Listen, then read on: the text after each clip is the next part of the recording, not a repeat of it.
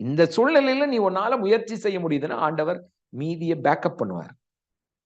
அப்ப நான் ஒன்னு என் லைஃப்ல நான் கத்துக்கிட்ட ஒரு விஷயம், நான் வந்து மற்றவங்ககிட்ட இருந்து தான் கத்துக்கிட்டேன். ஒரு நிறைய பேர் உடைய ஃபினான்ஷியல் கிளாஸஸ் எல்லாமே அட்டன் பண்ணும்போது இன்னொன்று ஸ்பிரிச்சுவலாவும் இதை அலைன் பண்ணி கத்துக்கிட்ட ஒரு விஷயம். ஏற்கனவே நான் டீச் பண்ணியிருக்கிறேன், நிறைய பேருக்கு அது தெரியும். அதை நான் ஷார்ட்டா சொல்லிட்டு அடுத்தது போகிறேன். உங்களுக்கு வருகிற மொத்த வருமானத்தை ஒரு 4ஆ பிரிக்கணும். 4ஆ பிரிக்கணும். அதை வந்து எப்படி மடங்கு 10 மடங்கு 2 அந்த மாதிரி நான் பிரித்தது யாருக்காவது ஞாபகம் இருக்கா? நான் டீச் பண்ணது 4ஆக பிரிக்க சொல்லுவேன். 4ஆ பிரிக்கணும். ஒரு வருமானத்தை 4ஆ பிரிக்கணும். 40, 30, 20, 10 சொல்லுங்க. 40, 30, 20, 10 சொல்லுங்க. 40, 30, 20, 10 40, 30, 20, 10 10%, 20%, 30% and 40%. இந்த 4ஆக உங்க வருமானம் பிரிக்கப்பட்டால், இப்ப நான் சொல்லுகிறது பினான்சியல் ஃப்ரீடம் லைஃப். ஒரு பொருளாதாரத்துல என்னைக்குமே யாருகிட்டையும் போய் கையேந்தாத ஒரு வாழ்க்கை வாழ இப்படிப்பட்ட ஒரு வழிமுறை இருந்தால் நீங்க ஃபாலோ பண்ணீங்கன்னா, நிறைய இருக்கு, நிறைய மெத்தட் இருக்கு. இது நான் ஃபாலோ பண்ற ஒரு மெத்தட். ஓகேங்களா? இந்த மெத்தட் என்னன்னா உங்களை எப்பொழுதுமே செழிப்புக்குள்ளாக வைத்துக் கொண்டு இருக்கும். பயங்கர செழிப்புல இருக்குங்க.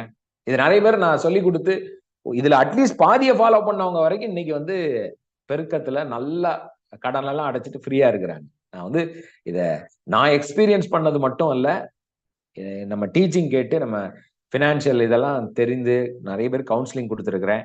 அவர்கள் இதை மாற்றும் பொழுது அவங்களுக்கும் இது மிகப்பெரிய மாற்றத்தை கொடுத்துருக்கு. அதை இன்னுமே ஃபாலோ பண்றவங்களும் நிறைய பேர் இருக்கிறாங்க. இப்ப 40, 30, 20, 10 அப்படின்னு சொல்லும் போதே இதுல தெரியுது 100%. கரெக்டா? 100 வருதா? எல்லாத்தையும் கூட்டுனா 100 வருதா வரலையா? 100 வருதா? சரி. இந்த 100 ஏன் அப்படின்னா என்ன? உங்களுக்கு வரக்கூடிய வருமானம், அந்த வருமானத்தை இந்த 4ஆ பிரிக்க சொல்றேன். 4ஆ பிரிக்க சொல்றேன். 4ஆ பிரிக்கணும். இப்போ நம்ம வந்து இப்போ ஒரு வருமானம் அப்படிங்கிறத ஒரு அமௌண்ட் எடுத்துக்கோங்களேன். இப்போ உதாரணத்துக்கு 50,000 rupees, 50,000 கொஞ்சம் ஈஸியா இருக்கும்ல, அதுக்காக 50,000 வச்சுக்கோங்க. மனதுல வச்சுக்கோங்க, எழுதிக்கோங்க. 50,000 ரூபாய் ஒரு வருமானம் வருது உங்க வீட்டுக்குங்க. நான் சொல்றேன், அந்த 50,000 4ஆ பிரிக்கிற பழக்கம் இருக்கணும். இப்ப இந்த 50,000 முதல்ல இந்த 40, 30, 20, 10 இது என்ன அப்படின்றத சொல்றேன். இந்த 40 அப்படின்னு 40% இதுதான் உங்களுடைய தேவையாக இருக்க வேண்டும். உங்க வாடகை, உங்க பால் கணக்கு, கரண்ட் பில்லு எல்லாம் ஒரு மாசம் உங்க வீட்டை நடத்துவதற்கான பணத்தை நீங்க கால்குலேட் பண்றீங்க இல்லையா? அது உங்களுடைய வருமானத்தின் 40% இருக்க வேண்டும். இப்ப சிலர், பிரதர் என் சம்பளமே அவ்வளவுதானே பிரதர்னா, அப்ப நீங்க என்ன பண்ணணும்? வருமானத்தை பெருக்குகிற ஒரு இடத்துக்கு உங்களை பிளஸ் பண்ணுவார் ஆண்டவர். அதுக்கு போகணும். அதுக்கு முன்னாடி கடன் கிடன் வாங்குறதுக்கு எலிஜிபிலிட்டியே கிடையாது. புரிஞ்சுக்கோங்க. 40% உங்க வருமானத்துல 40% தேவையா இருக்கணும். உங்க தேவையே, இப்ப உதாரணத்துக்கு சொல்றேன், உங்க தேவை, உங்க வீட்டை நடத்தணும், உங்க வீட்டுக்கு தேவை வந்து 20,000 வச்சுக்கோங்களேன். 20,000 இல்லாம என்னால நடத்தவே முடியாதுன்னு ஒரு வீடு நீங்க இருக்கீங்கன்னா, உங்க வீட்டின் வருமானம் எவ்வளவாக இருக்க வேண்டும்? கால்குலேட் பண்ண முடிஞ்சவங்க சொல்லுங்க பார்க்கலாம். தேவை, இப்ப நான் சொன்னேன் 40% இஸ் யுவர் நீடு, குடும்பத்தை நடத்த தேவை. அப்போ உங்க வருமானம் எவ்வளவா இருக்கணும் முதல்ல உங்க வீட்டுல? சொல்லுங்க. 20,000 தேவைன்னா வருமானம் எவ்வளவு இருக்கணுங்க? அது எப்படி பிரதர் கால்குலேட் பண்ண? 20,000 ரூபாங்கிறது வந்து 40%. கணக்கு வேற இதாகுதா? சரி, 50,000 ரூபாய் இருக்கணுங்க. சரி, இப்படி சொல்றமே, மாதம் 50,000 ரூபாய் இன்கம் வருதுன்னு வச்சுக்கோங்களேன். அதுல 40% என்ன? 20,000. 40% என்ன? 20,000. அத 4ஆ பிரிங்களேன். புரியுதுங்களா? சொல்லுங்க. 50,000 ரூபாய் 50,000. அதுல 40% என்ன? 20,000 ரூபாய். 60 கிடையாது, 50,000 ரூபாய். அப்போ 20,000 ரூபாய் தேவை இருக்கிற நமக்கு 50,000 ரூபாய் இன்கம் இருக்கணும். அப்ப 50,000 ரூபாய் இன்கம் இருந்தாதான் நீங்க 40% வேணா வீட்டுக்கு நீட்டா செலவு பண்ணிட்டு மீதி இருக்கிற 30,000 ரூபாய் 30,000 நீங்க என்ன பண்ண முடியும்? நீங்க பினான்சியல் நல்லா வாழ்றதுக்கான அதுலதான் அந்த 30 மீதி இருக்கிறதுல பண்ணணும். மீதி சரி, இந்த 40% தேவை, ஓகேங்களா? 30% என்ன பண்ணணும்? உங்க வருமானத்துல தனியா எடுத்து வைக்கணும். அது என்னன்னு சொல்றேன். 20% அதையும் தனியா எடுத்து வைக்கணும். 10% அதையும் தனியா எடுத்து வைக்கணும். இந்த எதையுமே மாத்தி பண்ணக்கூடாது. உங்க தேவைக்காக என்ன பண்ணிடக்கூடாது? ஆமா, இந்த பணத்தை எடுத்து யூஸ் பண்ணிடக்கூடாது, அந்த பணத்தை எடுத்து யூஸ் பண்ணிடக்கூடாது. அப்போ உங்க தேவைக்கு எவ்வளவோ அந்த தேவைக்கான பணத்தை தான் டெய்லி அந்த மாதம் அப்படிதான் யூஸ் பண்ணணும். சரி, 30% என்னன்னா இது உங்க வாண்ட், உங்க விருப்பத்துக்கான பணம் வந்து 30%. இப்போ நான் சொல்றது கடனே இல்லைன்னா, சப்போஸ் கடன் இருக்குன்னா அந்த 30% எதற்கு பயன்படுத்தணும்? கடனை அடைக்க பயன்படுத்த வேண்டும். நல்லா புரிஞ்சுக்கோங்க. இப்போ 50,000 ரூபாய் சம்பளம், 20,000 ரூபாய் வீட்டை நடத்துறதுக்கு, ஓகேங்களா? 20,000 வீட்டை நடத்துவதற்கு 15,000 ரூபாய் 15,000ல தான் நீங்க என்ன பண்ணிருக்கணும்? உங்க இஎம்ஐ இருக்கணும், உங்க கடன் இருக்கணும், நீங்க மத்தவங்களுக்கு கொடுக்க வேண்டிய பணம் அந்த 15,000 ரூபாய்க்கு மேல இருக்கக்கூடாது. அப்படின்னா என்ன அர்த்தம்? 50,000 ரூபாய் சம்பளம் வாங்குற ஒருத்தர் நீங்க இஎம்ஐயோ ஏதோ எடுக்கிறீங்கன்னா அது 15,000 ரூபாய்க்கு மேல இருக்கவே கூடாது. அதான் ரூல். அதான் ரூல். 1,00,000 ரூபாய் சம்பளம் வாங்குறீங்கன்னா உங்க இஎம்ஐ எவ்வளவுதான் இருக்கணும்? நான் இஎம்ஐ கூட பெஸ்ட் கிடையாது. சப்போஸ் நீங்க கட்டுற பணமாக இருந்தால், இல்ல பிரதர் நான் வாங்கிட்டேன் கட்டுறேன்னா 1,00,000 ரூபாய் இருக்குன்னா அந்த 30,000 ரூபாய்க்கு மேல நீங்க என்ன பண்ணக்கூடாது? கட்டவே கூடாது. அப்படி போனீங்கன்னா பேங்கே அப்படி பார்த்தா கொடுப்போம். ஆனா நம்ம எல்லாத்திட்டையும் வாங்கிடுறோம்.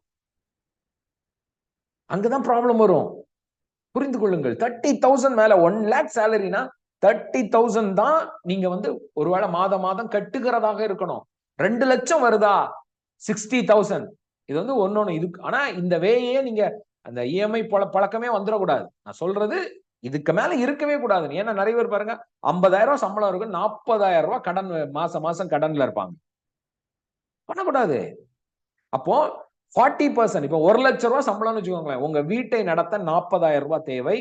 உங்க விருப்பத்திற்கு 30,000 தேவை. சப்போஸ் கடன் இருந்தா அந்த 30,000 வச்சு கடன் அடைக்கணும். ஓகேங்களா? அப்ப மீதி இருக்கிற 50% என்ன பிரதர் பண்ணணும்? 50 இல்ல, மீதி எவ்வளவு இருக்கு? 40, 30, மீதி 30 இருக்கு. 30. இந்த 30 இதுதான் யாராலையும் பண்ண முடியாத, எல்லாராலையும் தவிக்கிற ஒரு காரியம். ஆனா இதுதான் பிளஸ்ஸிங்கை கொண்டு வரும். இந்த 30% ஆஃப் காரியம் தான் பிளஸ்ஸிங்கை கொண்டு வரும். மீதி இருக்கிறது உங்களுக்காக செய்றீங்க. 40% எதுக்கு பண்றீங்க? உங்க வீட்டு வாடகை, தேவை, சாப்பாடு, அரிசி வாங்க யூஸ் பண்றீங்க. 30% கடன் அடைக்கிறீங்க. 30%த்துல உங்களுக்கு ட்ரெஸ் வாங்கிக்கிறீங்க, கல்யாண வீட்டுக்கு போறீங்க, எல்லாம் பண்ணிக்கலாம். நல்லா புரிந்து கொள்ளுங்கள். 50,000 ரூபாய் சம்பளம், 20,000 ரூபாய் வீட்டுக்கு செலவு பண்றீங்க, 15,000 ரூபாய் உங்க தேவைக்கு, உங்களுடைய விருப்பத்துக்கும் இல்ல கடன் அடைக்க யூஸ் பண்றீங்க. சோ 35,000 முடிஞ்சிடுச்சு. மீதி இருக்கிற 15,000 ரூபாய், 50,000 ரூபாய் சம்பளத்துல மீதி எவ்வளவு இருக்கும்? 15,000 ரூபாய் இருக்கு. இப்ப இந்த 15,000 ரூபாயில 10% தேவனுக்கென்று டயத்தான் நீங்க எடுத்து வைக்கணும். புரிந்து கொள்ளுங்க, இதான் கான்செப்ட். டயத்தான் நீங்க எடுத்து வைக்கணும். அப்ப 20% என்ன பண்ணணும்? அதை சேவ் பண்ணணும், சேமிக்கணும். என்ன பண்ணணும்? இப்ப இந்த 30% தான் உங்களுக்கும் டெம்டேஷன், எல்லாருக்கும் டெம்டேஷனா இருக்கும். வீட்டுல ஐயோ இன்னைக்கு சேர்த்து வைக்கணுமா, காணிக்க போடணுமா, நம்ம என்ன பண்ணுவோம்? நீடுக்கும் இதுக்கும் யூஸ் பண்ணிக்குவோம். கல்யாண வீடு இருக்கே, கரண்ட் பில்லு. ஏன்னா நம்ம இந்த எதுவுமே இதை நம்ம பண்றது கிடையாது. ஏன்னா வர சம்பளத்தை பெருக்கிறதுக்கான யோசிக்கிறது கிடையாது. இல்ல இருக்கிற சம்பளத்துல எப்படி நம்ம லைஃப நடத்தணும்ங்கிற கான்செப்ட் கூட இன்னைக்கு நிறைய பேர் கிடையாது. நல்லா புரிந்து கொள்ளுங்கள். உங்க வருகிற வருமானத்தை 4ஆ பிரிக்கணும். 40, 30, 20, 10. 10 என்பது அது தேவனுக்கென்று கொடுக்கிறது. நியூ கவர்னன்ட்ல டைத் அதை பத்தி எடுக்கிறேன், நாளைக்கு எடுக்கிறேன், டீச் பண்றேன். டீடைலா ஏற்கனவே நிறைய எடுத்துட்டோம். அது தேவனுக்குன்னு கொடுக்கிற பங்கு, அதுதான் சோர்ஸ். நீங்க தேவனை விசுவாசிக்கிறீங்கனாலே, தேவனை நீங்க நான் அவரு தான்ப்பா எனக்கு சம்பளத்தை தராரு, என்ன நடத்துறாரு, என் குடும்பத்தை நடத்துறாருன்னா connect him with your money. உங்க பணம் அவர்கிட்ட தான் வருதுன்னு போது அதுல விதையோடு தான் ஆண்டவர் கொடுப்பார். அந்த 10% என்பது விதை. It is a seed. ஒரு ஆப்பிள் உங்க கையில ஒண்ணு கொடுக்கிறாருன்னா வெறும் மொத்தமா சாப்பிடக்கூடாது. அந்த ஆப்பிளை சாப்பிட்டுட்டு அதுக்குள்ள இருக்கிற விதையை விதைக்கணும். ஆண்டவர் இன்னைக்கும் சொல்றேன், பூமியை வானத்தையும் படைத்ததுல இருந்து இன்னைக்கு வரைக்கும் தேவன் திருப்பி எதையுமே படைக்கவில்லை. நீங்க நினைக்கிறீங்களா பிரதர் தென்னை மரத்தை மறுபடியும் மறுபடியும் ஆண்டவர் படைச்சுக்கிட்டு இருக்கிறாரு? படைக்கலைங்க. மாமரத்தை படைச்சிருக்காரா? படைக்கல. உலகம் நம்ம எல்லாம் மனுஷன் வர்றதுக்கு முன்னாடி எதையெல்லாம் மரம் செடி கொடி எதை படைச்சாரோ அதுக்கப்புறம் அவர் ஸ்டாப் பண்ணிட்டார். ரெஸ்ட்ல தான் இருக்கிறாரு. அப்ப எப்படிங்க இன்னைக்கு வரைக்கும் தென்னை மரம் வளருது? சொல்லுங்க, ஏன் வளருது? தென்னை மரம் ஏன் வளருது? இன்னும் மாமரம் வளருது, எல்லா செடிகளும் வளருது, மனுஷன் பெருகிக்கிட்டே இருக்கான். என்ன கான்செப்ட் சொல்லுங்க? என்ன கான்செப்ட்ல ஆண்டவர் படைச்சார்? சொல்லுங்களேன், போடுங்களேன், கமெண்ட்ல போடுங்க. ஆண்டவர் படைச்சப்புறம் தானே மனிதனை படைத்தார். எல்லாத்தையும் படைத்துட்டு மனிதனை படைச்சார். அதுக்கப்புறம் என்ன பண்ணிட்டாரு? தேவன் என்னங்க பண்ணாரு? ரெஸ்ட்டுக்கு போயிட்டாரு. 7th day he rested. அதுக்கப்புறம் ஏதாவது உருவாக்குனாரா? ஐயோ உலகத்துல கொஞ்சம் பலாமரம் இதெல்லாம் கம்மி ஆயிடுச்சு, போய் திருப்பி போய் படைப்போம் அப்படின்னு படைக்க வந்தாரா? கிடையாது. அவர் படைக்கும் போது விதையோடு படைத்தார். விதை விதை விதை. சொல்லுங்க, சீடு சீடு சீடு. இதை புரிந்து கொள்ளணும். ஒவ்வொரு தேவனுடைய பிள்ளைகளும் இந்த கான்செப்ட புரியணும். ஆண்டவர் தேவன் படைக்கும் பொழுது விதையோடு படைத்தார். மனிதனையும் விதையோடு படைத்தார். மல்டிப்ளை பண்ணுனாரு. Go and multiply. பெருகு. எப்படி பெருக முடியும்? ஆதாம் சொல்லிருக்கலாம், ஏன் என்ன படைச்ச மாதிரி நிறைய பேரை படைக்க வேண்டியதானே? அப்படிலாம் இல்ல, உன்னதான் படைச்சேன், உனக்குள்ள விதையை வைத்திருக்கிறேன், நீ பெருகு. You need to multiply. அது தேவனுடைய கான்செப்டுங்க. தேவனுடைய பிரமாணமே அப்படிதான். ஒரே ஒரு மரச்செடியை தான் படைச்சாரு. அந்த மரத்துல விதைய வச்சாரு. அந்த விதை விதைத்து விதைக்கப்பட்டு விதைக்கப்பட்டு இன்னைக்கு வரைக்கும் நாம் பார்க்கிற அத்தனை மரம் செடி பறவைகள் மிருகங்கள் எல்லாமே விதைப்பும் அறுப்பும் இருக்கிறது. Sowing and reaping. உங்களுக்கு ஒரு வருமானம் வருது, ஒரு சேலரி வருதுனாலே அதுல விதையோடு தான் வருது. நீ நினைக்கலாம், ஆண்டவர் என்ன பத்தல, விதையோட வச்சிருக்கிறாருங்க. நீ விதையும் சாப்பிட்டா என்ன அர்த்தம்? புரியுதுங்களா? விதைய சாப்பிட்டா ஒண்ணுமே இல்ல. விதை முக்கியம். விதைப்பும் அறுப்புல தான் ஆண்டவர் படைத்திருக்கிறார். அப்போ இந்த 10% என்பது ஒரு விதை, ஒரு சீடு. உங்க நிறைய பேருக்கு இப்போ பாருங்க, நிறைய பேருக்கு ஒரு மனதுல என்ன தோணும்? இந்த மாதமே பத்தாதே பிரதர், வர சம்பளத்துல ஒரு மாசம் கொடுப்பாங்க, அடுத்த மாசம் பாத்தீங்கன்னா யோசிக்க, ஐயோ இதுக்கு பத்தலையே, அது கொடுக்கறதுக்கு பத்தலையே. இது என்ன பண்ணுவோம்? நீங்க விதையை எடுத்து விதை போடுறீங்க. விதைய விதைச்சுக்கிட்டே இருந்தீங்கன்னா அறுவடை எப்ப வேணாலும் வரும், எந்த சூழ்நிலையும் மாறும்.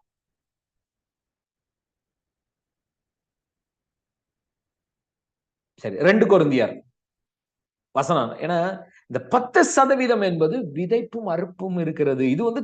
இது எப்படின்னா, இது கட்டாயமா பண்ணிதான் ஆகணுமா? இங்க பாருங்க, எதையுமே நான் அன்னைக்கே சொன்னேன், ஆண்டவர் என்னைக்குமே கட்டாயப்படுத்த மாட்டார். உங்களையும் படுத்த மாட்டார், என்னையும் படுத்த மாட்டார். விட்டுருவாரு. கன்வின்ஸ் ஆகுற வரைக்கும் விட்டுருவாரு. எனக்கெல்லாம் ஒரு டைம்ல நான் எப்படி தெரியுமா பேசுவேன்? யாராவது காணிக்கை பத்தியோ இதை பத்தி பேசினாலோ, என்ன இப்ப அதை பத்தி பேசுறாங்க, மாத்து இப்படிதான். நானும் அப்படிதான் இருந்த ஆளு. அது வரைக்கும் கஷ்டம் தான் பட்டேன். பினான்ஸ்ல பிரஷரா தான் இருந்தேன். அதுக்கப்புறம் ஒருத்தர் எனக்கு இந்த கிவிங்க பத்தி சொன்ன உடனேதான், அப்பதான் இந்த பிரமாணத்துல, ஆமால, கொடுப்பது என்பது ஒரு லா, பிரமாணம்.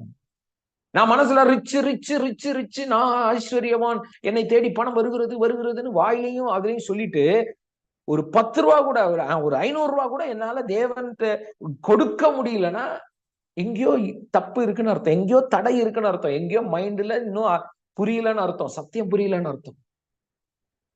சத்தியம் புரியல. கொடுப்பது என்பது மிக, எனக்கு அதை முத ஒருத்தர் சொல்லி கொடுக்கும்போது அவர் சொன்னாரு, இல்லைங்க, புதிய உடன்படிக்கையில் இன்னும் சொல்ல போனா தாராளமாய் கொடுப்பது, அதை விட அதிகமா கொடுப்பது தான். நிறைய பேர் அப்படி கொடுக்கிறவங்களும் இருக்கிறாங்க, நான் பார்த்திருக்கிறேன் எத்தனையோ பேர். அப்ப இந்த கான்செப்ட் இன்னுமே, ஏன்னா இது நீ கன்வின்ஸ் ஆகுறது ரொம்ப கஷ்டம். அதே மாதிரி 20% சேவிங், சேமிக்கணும். யாரெல்லாம் சேமிக்கிறீங்க? யாரெல்லாம் சேமிக்கிறீங்க பிரதர்? இன்னைக்கு வரைக்கும் எவ்ரி மந்த் வர மணில நான் சரி 20% விடுங்க, ஒரு 10% சேமிக்கிறவங்க இருக்கீங்களா? ஆண்டவருக்கு 10% கொடுக்கிற, ஏன்னா கொடுத்தாதான் அடுத்தது நீங்க அந்த ஒரு பொருளாதார செழிப்புக்குள்ளே போகிறதுக்கான வாய்ப்பு. ஏன்னா அது விதை, இது ஆண்டவர் செய்யறது இல்ல, நாமளே உருவாக்க முடியும். சேர்க்கணுங்க, சேமிக்கணும். சேமிக்கிறது கான்செப்ட். ஆண்டவரை நான் டெய்லி நம்பி இருப்பேன், அது வேற. ஆண்டவர் அதை விரும்பல. யோசேப்ப ஆண்டவர் விஸ்டமே அதான். எகிப்துல அவ்வளவு பஞ்சம், எல்லா இடத்துலயும் பஞ்சம் வரும்போது எகிப்துல யோசேப்பை தேடி வந்தார்கள். ஏன்? 20% அவன் சேவ் பண்ணான். பஞ்ச காலத்துல என்ன பண்ணாங்க? சேவ் பண்ணாங்க, சேமித்தார்கள். உங்க வீட்டு பிள்ளைங்களுக்கு எல்லாம் ஒரு உண்டியல் டப்பா வாங்கி கொடுங்க. சின்ன வயசுலயே குழந்தைங்களுக்கு அவங்க கையில கொடுக்குற காசை செலவு பண்ணுமா, இதுல போடுமா போடுமா போட்டு வைக்க சொல்லுங்க. சின்ன வயசுல இருந்தே பழக்கத்தை உருவாக்குங்க. நமக்கு தான் இல்ல, பிள்ளைகளுக்கு உருவாக்குங்க. வருமானம் எவ்வளவு வேணாலும் இருக்கட்டுங்க, 20% சேர்க்கணுங்க. இப்ப நான் இதை பேசுறேன்னா நான் அதை செஞ்சுட்டு தான் நான் சொல்றேன். யோசிச்சு பாருங்க, நீங்க அந்த மாதிரி ஒரு சேமிப்புல இருந்தீங்கன்னா திடீர்னு கொரோனால எது வந்தாலும், வேலையே இல்லைனாலும் உங்களால வாழ முடியும். உங்களுக்கு சேவிங்ல ஒரு மணி இருக்கு அப்படின்னா நிம்மதியா நீங்க என்ன பண்ணலாம்? உங்க பிள்ளைங்களுக்கு சாப்பாடு போட முடியும். சேமிப்புங்கிறதே கான்செப்டே இல்லைன்னா என்னங்க அர்த்தம்? எவ்வளவு முக்கியமான ஒரு concept. You need to save. சேர்த்து வச்சே ஆகணும். அது நீங்க நகையா வாங்குவீங்களோ, இல்ல சீட்டா போடுவீங்களோ, ஏதோ போடுங்க, ஏதோ ஒரு பணம் உங்களுக்கு என்று சேவ் அது இருக்கணும். அந்த கான்செப்ட் இல்ல பிரதர், இவ்வளவு நாள் எனக்கு இல்லைன்னா முட்டாள்தனமா வாழ்ந்திருக்கீங்கன்னு அர்த்தம். சாரி, அப்படி. ஏன்னா அது புரியலன்னு அர்த்தங்க. ஏன்னா உங்களை நம்பி ஒரு குடும்பம் இருக்கு, உங்க பிள்ளைங்க இருக்கிறாங்க. நான்லாம் எனக்கு இதெல்லாம் தெரியும் போது என்னால யோசிச்சேன், இந்த மாதிரி நான் இருந்திருக்கிறேனே. ஏன்னா எனக்கு சொல்லித்தர ஆள் இல்லை, எனக்கு தெரியாது. இதெல்லாம் கான்செப்டே யாரும் சொல்லி கொடுத்தது இல்ல. ஜோம் பண்ணு ஜோம் பண்ணு ஜோம் பண்ணு, ஆவில நரம்பு, இதைத்தான் சொல்லி கொடுத்தாங்களே ஒழிய பணத்தை எப்படி கையாளணும். இயேசு சொல்றாரு, முதல்ல போறதுக்கு முன்னாடி உட்கார்ந்து யோசனை பண்ணு. அப்ப இந்த கான்செப்ட் எல்லாம் ரொம்ப முக்கியம் பாருங்க. சேமிக்கிற கான்செப்ட், கிவிங், கொடுக்கிறது எவ்வளவு முக்கியம்ங்கிறத நான் முதல்ல உங்களுக்கு சொல்றேன். முதல்ல ஒரு வசனம் பார்க்கலாமா? நான் ஏன்னா விதைப்பும் பெருக்கம் எப்படி வருது? 2 கொரிந்தியர் எடுத்துக்கோங்க. 2 கொரிந்தியர்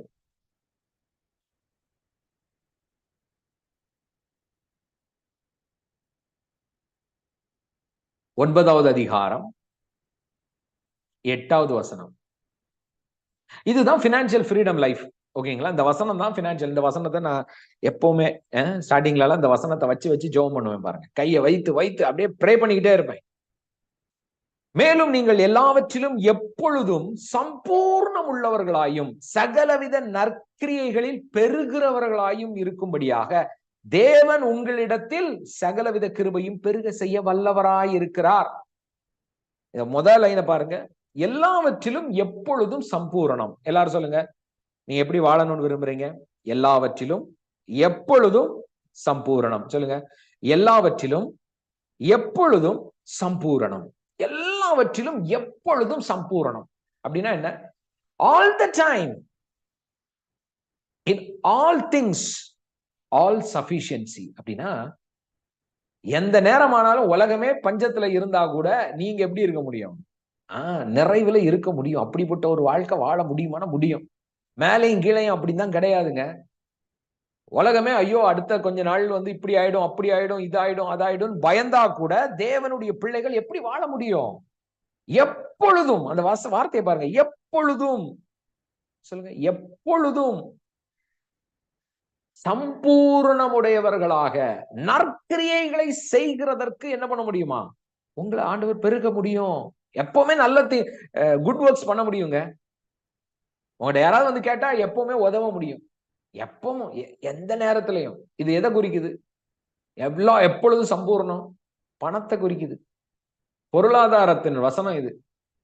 ஆனா இத வந்து யார் எழுதுறா? அப்போஸ்தலன் பவுல் எழுதுறாரு. எங்க எழுதுறாரு தெரியுமா? நான் இதை எப்பவுமே இதை வச்சு ஜெபம் பண்ணுவேன். அப்போ ஒருத்தர் சொன்னாரு, இந்த வசனத்தை பார்த்தா போறாது, இது எதற்காக எழுதினாரு, யாருக்கு எழுதினாரு? அப்படியே நீங்க பாத்தீங்கன்னா இந்த வசனத்தை கொஞ்சம் மேல பாத்தீங்கன்னா கிளியரா போட்டிருக்கோம். விதைக்கிறவனுக்கு எழுதுறாரு. பின்னும் நான் சொல்லுகிறது என்னவெனில், 6வது வசனம் பாருங்க, சிறுக விதைக்கிறவன் சிறுக அறுப்பான், பெருக விதைக்கிறவன் பெருக அறுப்பான். அவனவன் விசனமாயும் அல்ல கட்டாயமாயும் அல்ல, தன் மனதில் நியமித்தபடியே கொடுக்க கடவன். உற்சாகமாய் கொடுக்கிறவனிடத்தில் தேவன் பிரியமாய் இருக்கிறார். சொல்லிட்டு நீங்க எப்பொழுதும் சம்பூர்ணமாய் இருக்கும்படி தேவன் கிருபையை கொடுப்பார், நற்கிரியைகளை பெருகும்படி கிருபையை கொடுக்க வல்லவராய் இருக்கிறார் அப்படின்னு சொல்லிட்டு எழுதுறாரு. வாரி இறைத்தான், ஏழைகளுக்கு கொடுத்தான், அவனுடைய நீதி என்றென்றைக்கும் நிற்கும் என்று எழுதியிருக்கிறபடி சங்கீதத்தில் எழுதப்பட்டிருக்கு. விதைக்கிறவனுக்கு, இங்க இந்த மெயின் பாயிண்ட் அவர் சொல்றாரு, விதைக்கிறவனுக்கு விதையையும் புசிக்கிறதற்கு ஆகாரத்தையும் அளிக்கிறவர். பாருங்க 8வது வசனத்துல, நீங்க எப்பொழுதும் நல்லா இருக்க முடியும்பா, எப்பவும் பெருக முடியும்பா, சம்பூர்ணமா இருக்க முடியும் சொன்னவர் அதுக்குரிய எந்த ரகசியத்தை சொல்றாரு பாருங்க. 10வது வசனத்துல, விதைக்கிறவனுக்கு விதையையும் புசிக்கிறவனுக்கு ஆகாரத்தையும் அளிக்கிறவர். எல்லாத்தையும் ஆண்டவர் தானே கொடுக்கிறாரு. அவர் உங்களுக்கு, யாருக்கு? எப்பொழுதும் சம்பூர்ணமாய் இருக்கணும்னு விரும்புகிறவர்களுக்கு உங்களுக்கு விதையை அளித்து, வசனத்தை பாருங்க, உங்களுக்கு விதையை அளித்து அதை பெருக பண்ணி உங்கள் நீதியின் விளைச்சலை வர்த்திக்க செய்வார். நல்லா புரிந்து கொள்ளுங்க. விதையை அளித்து, அவரு எடுத்த உடனே உனக்கு பெருக்கத்தை தருவேன்னு சொல்லல. இப்ப நீங்க உதாரணத்துக்கு உங்களுக்கு ஒண்ணு சொல்றேன். உங்களுக்கு 1 லட்சம் ரூபாய் தேவைங்க. நீ ஆண்டவர்கிட்ட கேக்குறீங்க, ஆண்டவரே எனக்கு 1 லட்சம் தேவை, 1 லட்சம் தேவை. நீங்க ஆண்டவர் எவ்வளவு என்ன தருவார்னு நினைக்கிறீங்க? ஆண்டவர் என்ன தருவார்னு நினைக்கிறீங்க? கான்செப்ட் நான் சொல்றது இது புரிந்து கொள்ளுகிற ஆவிக்குரிய சில காரியங்களை நம்ம ஸ்பிரிச்சுவல் திங்ஸை வந்து புரிந்து கொள்ளணும். ஆவிக்குரிய இதுல சம்பந்தப்படுத்தி பார்க்கணும். 1 லட்சம் ரூபாய் தேவைன்னா உங்களுக்கு என்ன கையில உங்களுக்கு கொடுப்பாரு தெரியுமா? சொல்லுங்க, என்ன வசனம் படி என்ன போட்டிருக்கு?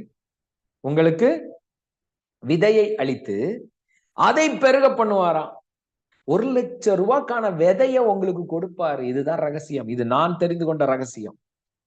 நான் எப்பெல்லாம் பெரிய மணிலாம் தேவைப்படும்னு நினைக்கிற நேரத்துல, ஆண்டவரே இவ்வளவு தேவை இருக்கேன்னு மனசுக்குள்ள அப்படி தோன்ற நேரம், உள்ளுக்குள்ள இருந்து ஆவியானவர் சொல்லுவாரு, விதையை கொடுத்திருக்கேன், அது பெருகும். விதைய கொடுத்திருக்கிறாருங்க. அந்த விதை உங்களுக்குள்ள இருக்கு, உங்க கையில இருக்குது, உங்களுக்குள்ள இருக்குங்க. அந்த விதைய விதைக்கும் போது அந்த 1 லட்சம் ரூபாய் அங்க வர ஆரம்பிக்கும். எத்தனை லட்சம் என்ன, நீங்க விதையை விதைக்க அறுவடை பெருகி கொண்டே இருக்கும். சரி, இப்ப உடனே இந்த விதை அப்படின்னு இப்ப டைம் இருக்கான்னு தெரியல, ஒரு 15 நிமிஷம் முடிச்சிடலாமா?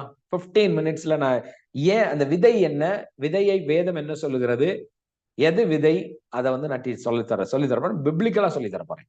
ஏன்னா நிறைய பேருக்கு நிறைய கான்செப்ட் இருக்குங்க. இதெல்லாமே மாறணும், அந்த மைண்ட் செட் மாறணும். இப்ப நான் இதெல்லாம் டீச் பண்றதுனால நான் உங்களை கட்டாயப்படுத்தல, ஆனா சத்தியத்தை புரிய வைக்கிறது என் கடமையா இருக்கு. இது என்னுடைய கடமையா இருக்கு. ஏன்னா எனக்கு ஒருத்தர் சொல்லி கொடுக்கும் போதுதான் என் மைண்ட் செட்டே கிளியர் ஆச்சு.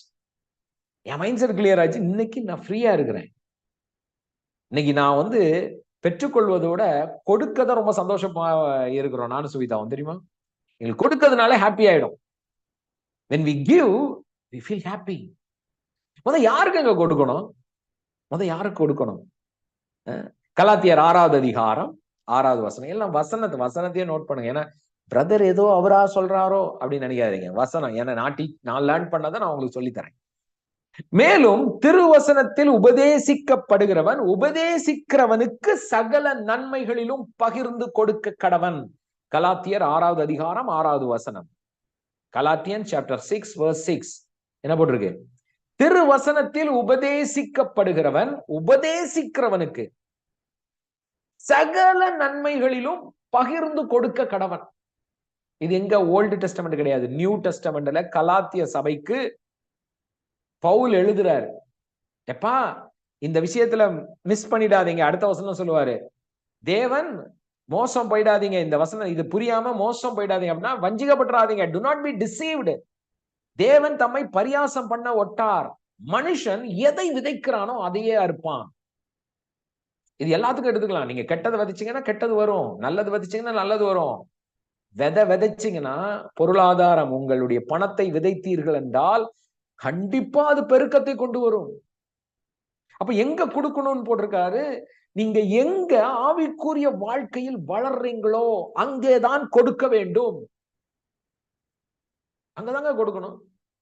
சரவண பவன்ல போய் சாப்பிடுறீங்க, சரவண பவன் போறீங்க, ஹோட்டல், காலையில நல்லா அழகா நல்ல ஒரு 2 இட்லி, வடை, பொங்கல், பூரி சாப்பிடுறீங்க, நல்லா சாப்பிட்டுட்டு அந்த ஹோட்டல்ல இருந்து வெளியே டாட்டான்னு சொல்லிட்டு பக்கத்துல வந்த முனியாண்டி விலாஸ்ல போய் பணத்தை கொடுப்பீங்களா? சொல்லுங்களேன், பணத்தை கொடுப்பீங்களா? முனியாண்டி விலாஸ்ல கொடுப்பீங்களாங்க? எங்க கொடுப்பீங்க சொல்லுங்க, எல்லாரும் சொல்லுங்க, எங்க கொடுப்பீங்க? எங்க சாப்பிடுறீங்களோ அங்கேதான் நம்ம கொடுப்போம் இல்லையா? அங்கதான் கொடுப்போம். சொல்றாரு, எங்க உபதேசிக்கப்படுகிறியோ அப்ப அதனாலதான் நீங்க ஒரு சபையோட, ஒரு ஃபெலோஷிப்போட, ஒரு ஐக்கியத்தோட கனெக்டடா இருக்கணும். அந்த இடத்துல இருக்கிற ஆவிக்குரிய நன்மையை புசிக்கணும். இப்ப நிறைய பேர் வேற சர்ச்சா இருக்கலாம், நீங்க அங்கதான் கனெக்டடா இருக்கும். இப்ப இங்க புசிக்கிறீங்களோ அங்க கொடுக்கணும். இப்ப இங்கதான் புசிக்கிறீங்கன்னா இங்கதான் கொடுக்கணும். புரிஞ்சுக்கோங்க, உங்களை எது போஷிக்குது.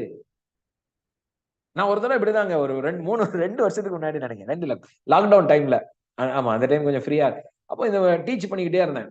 அப்போ ஒரு சகோதரி ஒருத்தங்க போன் பண்ணாங்க, பிரதர் இன்னைக்குதான் பிரதர் எனக்கு புரிஞ்சுது,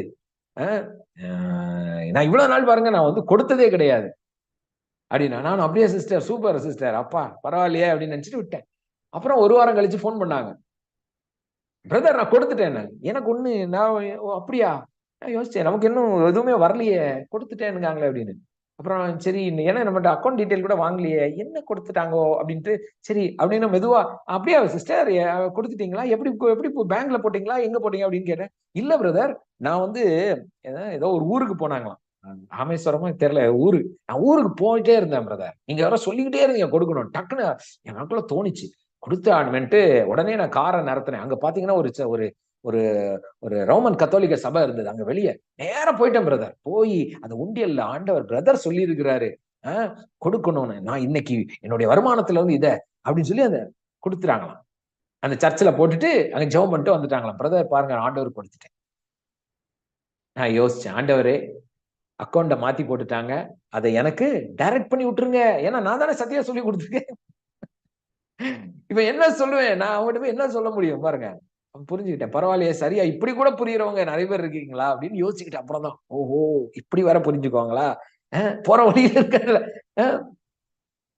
சோ கொடுக்கிற இடம் அது ரொம்ப, எங்க விதைக்கிறீங்க அது ரொம்ப முக்கியம். உங்க பக்கத்து வீட்டுல கொண்டு போய் விதைச்சிட்டீங்கன்னா நாளைக்கு தக்காளி வரும்போது அவங்கதான் அதை பறிச்சுக்குவாங்களே ஒழிய நீங்க சாப்பிட முடியாது. உங்க நிலத்துல, நீங்க எந்த நிலத்தில் நாட்டப்பட்டு, அதான் சொன்னேன் கார்டன்.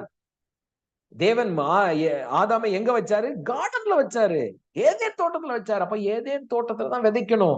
உங்களை எந்த இடத்துல வைத்திருக்கிறார், அதான் சொல்லுவேன், உங்களுக்கு ஒரு ஆவிக்குரிய தாய் தகப்பன் தேவை. அந்த தாய் தகப்பனுக்குள்ளதான் நீங்க வளரணும். எல்லாம் புரிஞ்சுக்கோங்க, சிஸ்டமே அப்படிதான் ஒர்க் ஆகுது. நான் 10 சபைக்கு போவேன், எந்த சபையில போய் ஜெபம் பண்ணுவீங்கன்னா நீங்க கார்டன்ல இல்ல, நீங்க காட்டில் வாழ்கிற மனிதர்கள். நான் உண்மையில சொல்லுவேன், சிலர்லாம் சொல்லுவாங்க நான் எங்கேயுமே கிடையாது பிரதர், நான் எல்லா இடத்துக்கும் போவேன், அங்க போவேன் இங்க போவேன் அங்க. அப்படின்னா நீங்க காட்டு மனிதர்கள். ஏன்னா அங்க எல்லா இடமும் போகிற மனிதர்கள். நம்ம எல்லாம் நாட்டு மனிதர்கள், ஒரு இடத்துல தான் இருக்கணும். அங்கங்க சும்மா விசிட் பண்ணலாமே ஒழிய இது பண்ணலாம். ஆனா நீங்க ஒரு இடத்துல நாட்டப்பட்டவர்களாக இருக்க வேண்டும். You need to be rooted. அங்கதான் விதைக்கணும், ரூட்டட்.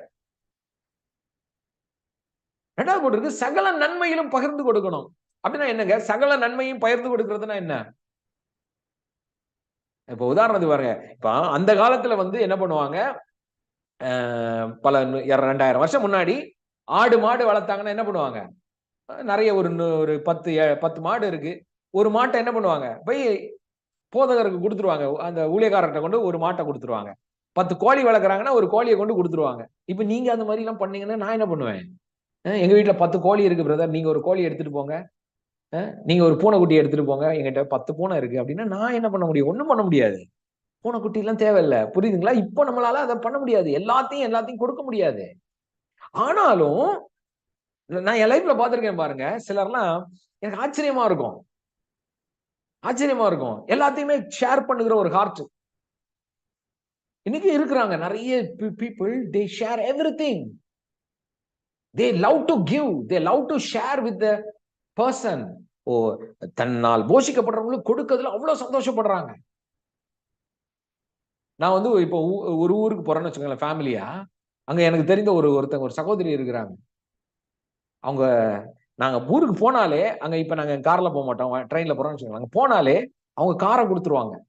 என்ன பண்ணிடுவாங்க, வந்தாலே என் காரை தான் நீங்க யூஸ் பண்ணணும். நான் யோசிப்பேன், என்னையா இது? அப்ப ஆண்டவர் சொன்னாரு, வாங்கிக்கோ, திஸ் இஸ் எ கிவிங்.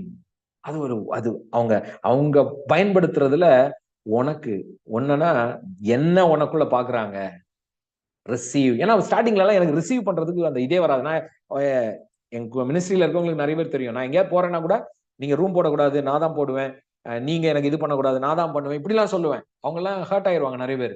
என்ன பிரதர், இல்லங்க வேணாம், இந்த மாதிரி எல்லாம் நான் பண்ணுவேன் பாருங்க. ட்ரெயின் நான் தான் டிக்கெட் போடுவேன், இப்படி எல்லாம் நான் சொல்லுவேன். அப்ப ஒரு டைம்ல தான் ஆண்டவர் சொன்னாரு, ஒருத்தங்க அவங்களோட இதை பகிர்ந்து கொடுக்குன்னு நினைக்கும் போது நோ சொல்லாத. அப்பதான் ரிசீவ் பண்ற ஹார்ட் எனக்கு அப்பதான் அந்த மாதிரி. ஒரு தடவை இப்படிதான் ட்ரெயின்ல கிளம்பி, ஊர்ல இருந்து ட்ரெயின்ல கிளம்பி வரேன். அப்போ ஒரு சகோதரர், அவங்க குடும்பம் கால் பண்றாரு, பிரதர் எப்ப கிளம்புறீங்க? நான் இந்த மாதிரி ஈவினிங் கிளம்புறேன், நீங்க நைட்டு டின்னருக்கு எதுவும் சாப்பாடே எடுத்துக்காதீங்கன்னாரு. என்னையா சாப்பாடு பிரதர்? வேணாம், இல்ல பிரதர், இல்ல நீங்க எடுத்துக்காதீங்கன்னாரு. ஏன்னா என் ட்ரெயின் வந்து அவங்க ஊர் வழியா தான் போகுது. பாருங்க, நம்ம ஃபெலோஷிப்ல அவங்க ஊர் வழியா போகுது.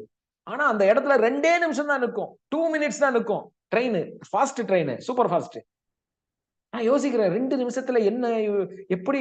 இல்ல நான் சாப்பாடு கொண்டு வந்துடுறேன். ஏன்னு நைட்டு நான், சுவிதா, பிள்ளைங்க எல்லாம் ட்ரெயின்ல இருக்கோம். 5 மணிக்கு ட்ரெயின் கிளம்புது நாகர்கோயில்ல இருந்து. அப்படியே வரும்போது, அவங்க ஊர் வரும்போது அந்த குடும்பம் ஓடி வருது, கணவன் மனைவி பிள்ளையோட ஒரு பேக் ஃபுல்லா சாப்பாடுங்க. எனக்கு என்ன சுவிதாவும் நானும் யோசிக்கிறேன், வேணான்னு சொல்லுவேன், கஷ்டம் ஆச்சு, எப்படி அந்த 2 நிமிஷம் மிஸ் ஆயிடுச்சுன்னா அவங்க அவ்வளவு பிரயாசப்பட்டு வேஸ்ட் ஆயிடுமே. ஆனா உள்ளுக்குள்ள எனக்குள்ள தோணுது, ஏதோ ஒண்ணு விதைக்கிறாங்க, ஏதோ ஒரு விஷயத்த விதைக்கிறாங்க, ஏதோ ஒண்ணு நம்மகிட்ட விதைக்கிறாங்க, இது அறுவடை நிச்சயமா உண்டு. நம்ப மாட்டீங்க, அந்த 2 நிமிஷத்துல ஓடி வந்து அப்படியே கொடுத்துட்டு போயிட்டாங்க சாப்பாடு. நாங்க ட்ரெயின்ல போகும்போது உட்கார்ந்து சாப்பிடவே முடியல, அவ்வளவு சாப்பாடு. யோசிச்சு பாருங்க. நான் அப்படியே தேங்க் பண்ணிட்டே போறேன் அவருக்காக, அவன் குடும்பத்துக்காக. நானும் சுவிதாவும் இன்னைக்கு வரைக்கும் அதை யோசிச்சு யோசிச்சு சிரிச்சு சந்தோஷப்பட்டுட்டு இருப்போம். ஏன்? Because of they love to give. ஓடி, ஆச்சரியமா இருக்கு, எப்படி இப்படி எல்லாம் பண்றாங்க. ஒரு குடும்பம், நாங்க ஒரு ஊருக்கு போயிருந்தோம் பாருங்க. எதுக்கு சொல்றேன்னா, அந்த ஷேரிங், அந்த ஹார்ட் வந்து எப்படி உதாரத்துவமா, எப்படி அந்த ஊழியத்துக்குன்னு ஊழியக்காரங்களை கனம் பண்ணுவது வந்து எவ்வளவு பெரிய ஆசீர்வாதம் நான் சொல்றேன். ஒரு இடத்துக்கு ஒரு மீட்டிங் போயிருந்தோம், ஒரு 3 நாள் மீட்டிங். அப்போ ஒரு ஃபேமிலி முடிஞ்சிருச்சு, நான் கிளம்ப வேண்டிய டைம். பிரதர், ஒரே ஒரு நாள் மட்டும் எங்க கூட, ஒரே ஒரு நாள், சரின்னு ஒரு நாள் எக்ஸ்டெண்ட் பண்ணேன். இந்த ஒரு நாள் எங்க மொத்தமா என்ன சுவிதா பிள்ளைங்களை நேரா ஒரு கடைக்கு கூட்டிட்டு போய், எங்களுக்கு ஏன்னா ட்ரெஸ் நாங்க கொண்டு போனது கரெக்டா, எல்லாம் கரெக்ட் ஆயிடுச்சு, கிளம்பணும். ட்ரெஸ் எல்லாம் வாங்கி கொடுத்து அன்னைக்கு ஒரு நாள் ஃபுல்லா ஒரு ஒரு ஹில் ரிசார்ட் கொண்டு போய் சுத்தி காட்டுறாங்க ஃபுல்லா. நான் யோசிக்கிறேன், என்ன ஆண்டவர், எனக்கே ரொம்ப டயர்டு. ஆண்டவர் சொன்னாரு, அவங்களுக்கு இருக்கிறதுல அவங்க உனக்கு ஷேர் பண்றாங்கப்பா. they are sharing their goodness with you. நான் பிளஸ் பண்ணேன், ஆண்டவரே பிளஸ் பண்றேன். அந்த சூழ்நிலையில அப்ப அந்த டைம் அவங்க ஒண்ணு கிராஸ் பண்ணாங்க பாருங்க. வித்தின் மந்த்ல டோட்டலா மாறி எல்லாமே மாறிச்சு. அவங்களே சாட்சி சொன்னாங்க. எனக்கே ஆச்சரியமா இருக்கு. இது சொல்றேன்னா, நீங்க ஷேர் பண்ணுவதனால, ஏதோ பண்றதுனால எதுவும் இல்லைங்க. அது சாதாரண விஷயமே கிடையாது, சாதாரண விஷயமே கிடையாது, சாதாரண விஷயமே கிடையாது. டைம் இல்லை, இல்லைன்னா இன்னும் நிறைய விஷயங்களை வசனம் நான் சொல்றேன். சரி,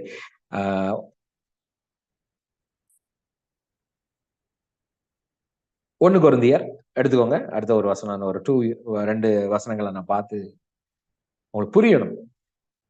ஓகே, இப்போ விதை விதை இப்போ விதை வந்து தசம பாகம் தானா? நிறைய பேருக்கு ஒரு டவுட் வரும். விதைனா மனசுல விருப்பப்பட்டது தானே பிரதர்? எதுவும் சரி. கொரிந்து சபைக்கு உன் மனதில் நியமித்தபடி கொடு அப்படின்னு சொன்ன அந்த அந்த கான்டெக்ட் பாத்தீங்கன்னா, கொரிந்து சபையில ஆல்ரெடி ஒரு பிளான் பண்ணிட்டாங்க. என்னன்னா, சில ஊழியர்களுக்கு, அப்போஸ்தலர்களுக்கு சில பணத்தை அனுப்பணும்னு அவங்க 1 வருடத்துக்கு முன்பாக நியமித்து விட்டார்கள். இது கொரிந்து சபையில நடந்த விஷயம். அதை என்ன பண்ணாங்கன்னா, லேட் பண்ணிட்டாங்க.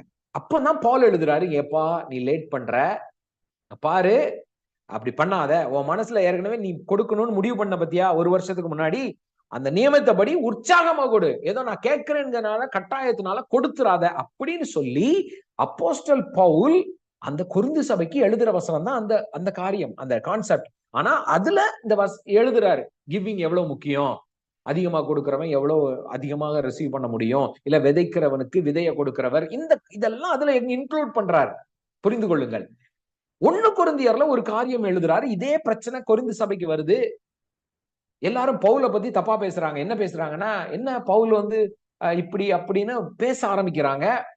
கொடுக்கிற விஷயத்தை பத்தி நிறைய பேர் பேச ஆரம்பிச்சுறாங்க. என்ன பாரு, இப்போ பாரு, இவரு பவுல் வந்து சுவிசேஷம் சொன்னவர் கொடுக்கத்தை பத்தி பேசுறாரு, கிவிங்க பத்தி பேசுறாரு, பணம் எல்லாம் கொடுக்கணுமா, அப்படிலாம் இவங்க எல்லாம் பணம் அப்படி இப்படி. இன்னைக்கு எப்படி ஊழியக்காரங்களை காணிக்கையை வைத்து தப்பு தப்பாக பேசுகிறார்களோ அதே போலவே அன்றைக்கும் பவுல் இருந்த காலத்திலும் கொரிந்து சபையிலே இது நடந்தது. அப்ப கொரிந்து சபையிலே இப்படி காணிக்கையை குறித்து பேச ஆரம்பிக்கும் போது அவர் எழுதுறாரு. என்ன எழுதுறாரு பாருங்க. 1 கொரிந்தியர் எல்லாம் நோட் பண்ணிக்கோங்க, இதெல்லாம் நீங்க தெரிஞ்சுக்கணும். 1 கொரிந்தியர் எடுத்துக்கோங்க. 1 கொரிந்தியர் 9வது அதிகாரம் 13வது வசனத்திலிருந்து வாசிப்போம். அதுக்கு மேலே முன்னாடியே வாசிங்க. ஆசாரிய ஊழியம் செய்கிறவர்கள் தேவ ஆலயத்துக்குரியவைகளில் புசிக்கிறார்கள் என்றும், பலிபீடத்தை அடுத்து பணிவிடை செய்கிறவர்களுக்கு பலிபீடத்தில் உள்ளவைகளில் பங்கு உண்டென்றும் அறியீர்களா? பாருங்க, இந்த வசனம் மட்டும் கிளியரா பாருங்க. ஏன்னா இது கான்செப்ட் உங்களுக்கு கிவிங்க பத்தின ஒரு தெளிவு உங்களுக்கு உண்டாகணும்.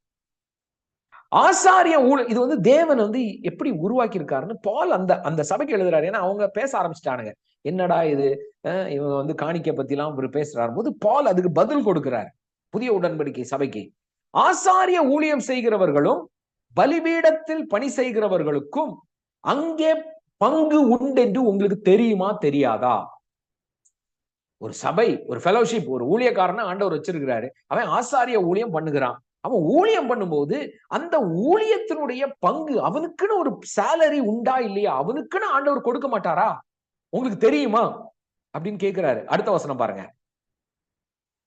அந்தபடியே சுவிசேஷத்தை அறிவிக்கிறவர்களுக்கு, சுவிசேஷம் என்னங்க? About the God, about good news. இப்ப நீங்க கேட்கிற ஒவ்வொரு விஷயம் தேவனை குறித்து, நம்ம ஆவிக்குரிய காரியம் எல்லாமே சுவிசேஷம். சுவிசேஷம்னா இயேசுவை ஏற்றுக்கோ ரட்சிக்கப்படு, அது இல்ல, எல்லாமே சுவிசேஷம். தேவன் இருந்து வருகிற ஒன்னொன்னு குட் நியூஸ். சுவிசேஷத்தை அறிவிக்கிறவர்களுக்கு சுவிசேஷத்தினாலே பிழைப்பு உண்டாக வேண்டும் என்று கர்த்தர் கட்டளையிட்டு இருக்கிறார். கர்த்தரும் கட்டளையிட்டு இருக்கிறார். அப்படின்னா இவரும் கட்டளையிட்டு இருக்கிறாரு. அவர் சொல்றாரு, ஆண்டவரே சொல்லி இருக்கிறார்ப்பா.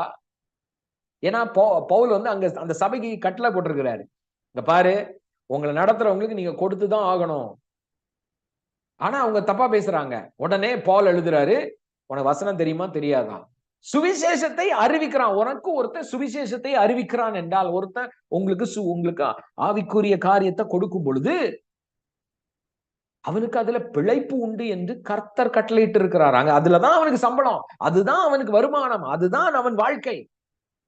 இது தெரியுமா தெரியாதா அப்படின்னு சொல்றாரு. சொல்லிட்டு அடுத்தது சொல்றாரு, அப்படி இருந்தும் இவர் தன்னை பத்தி, ஏன்னா பால் வந்து கொஞ்சம் நான் வந்து அப்படிலாம் அவங்ககிட்ட இது பண்ணல, மேன்மை பாராட்டல் ஒருவனும் நீ ஒருத்தனும் என்ன பண்ண முடியாது, பேச முடியாது, இது பண்ண முடியாது, என் கடமையா இருக்குது அப்படிங்கிறாரு.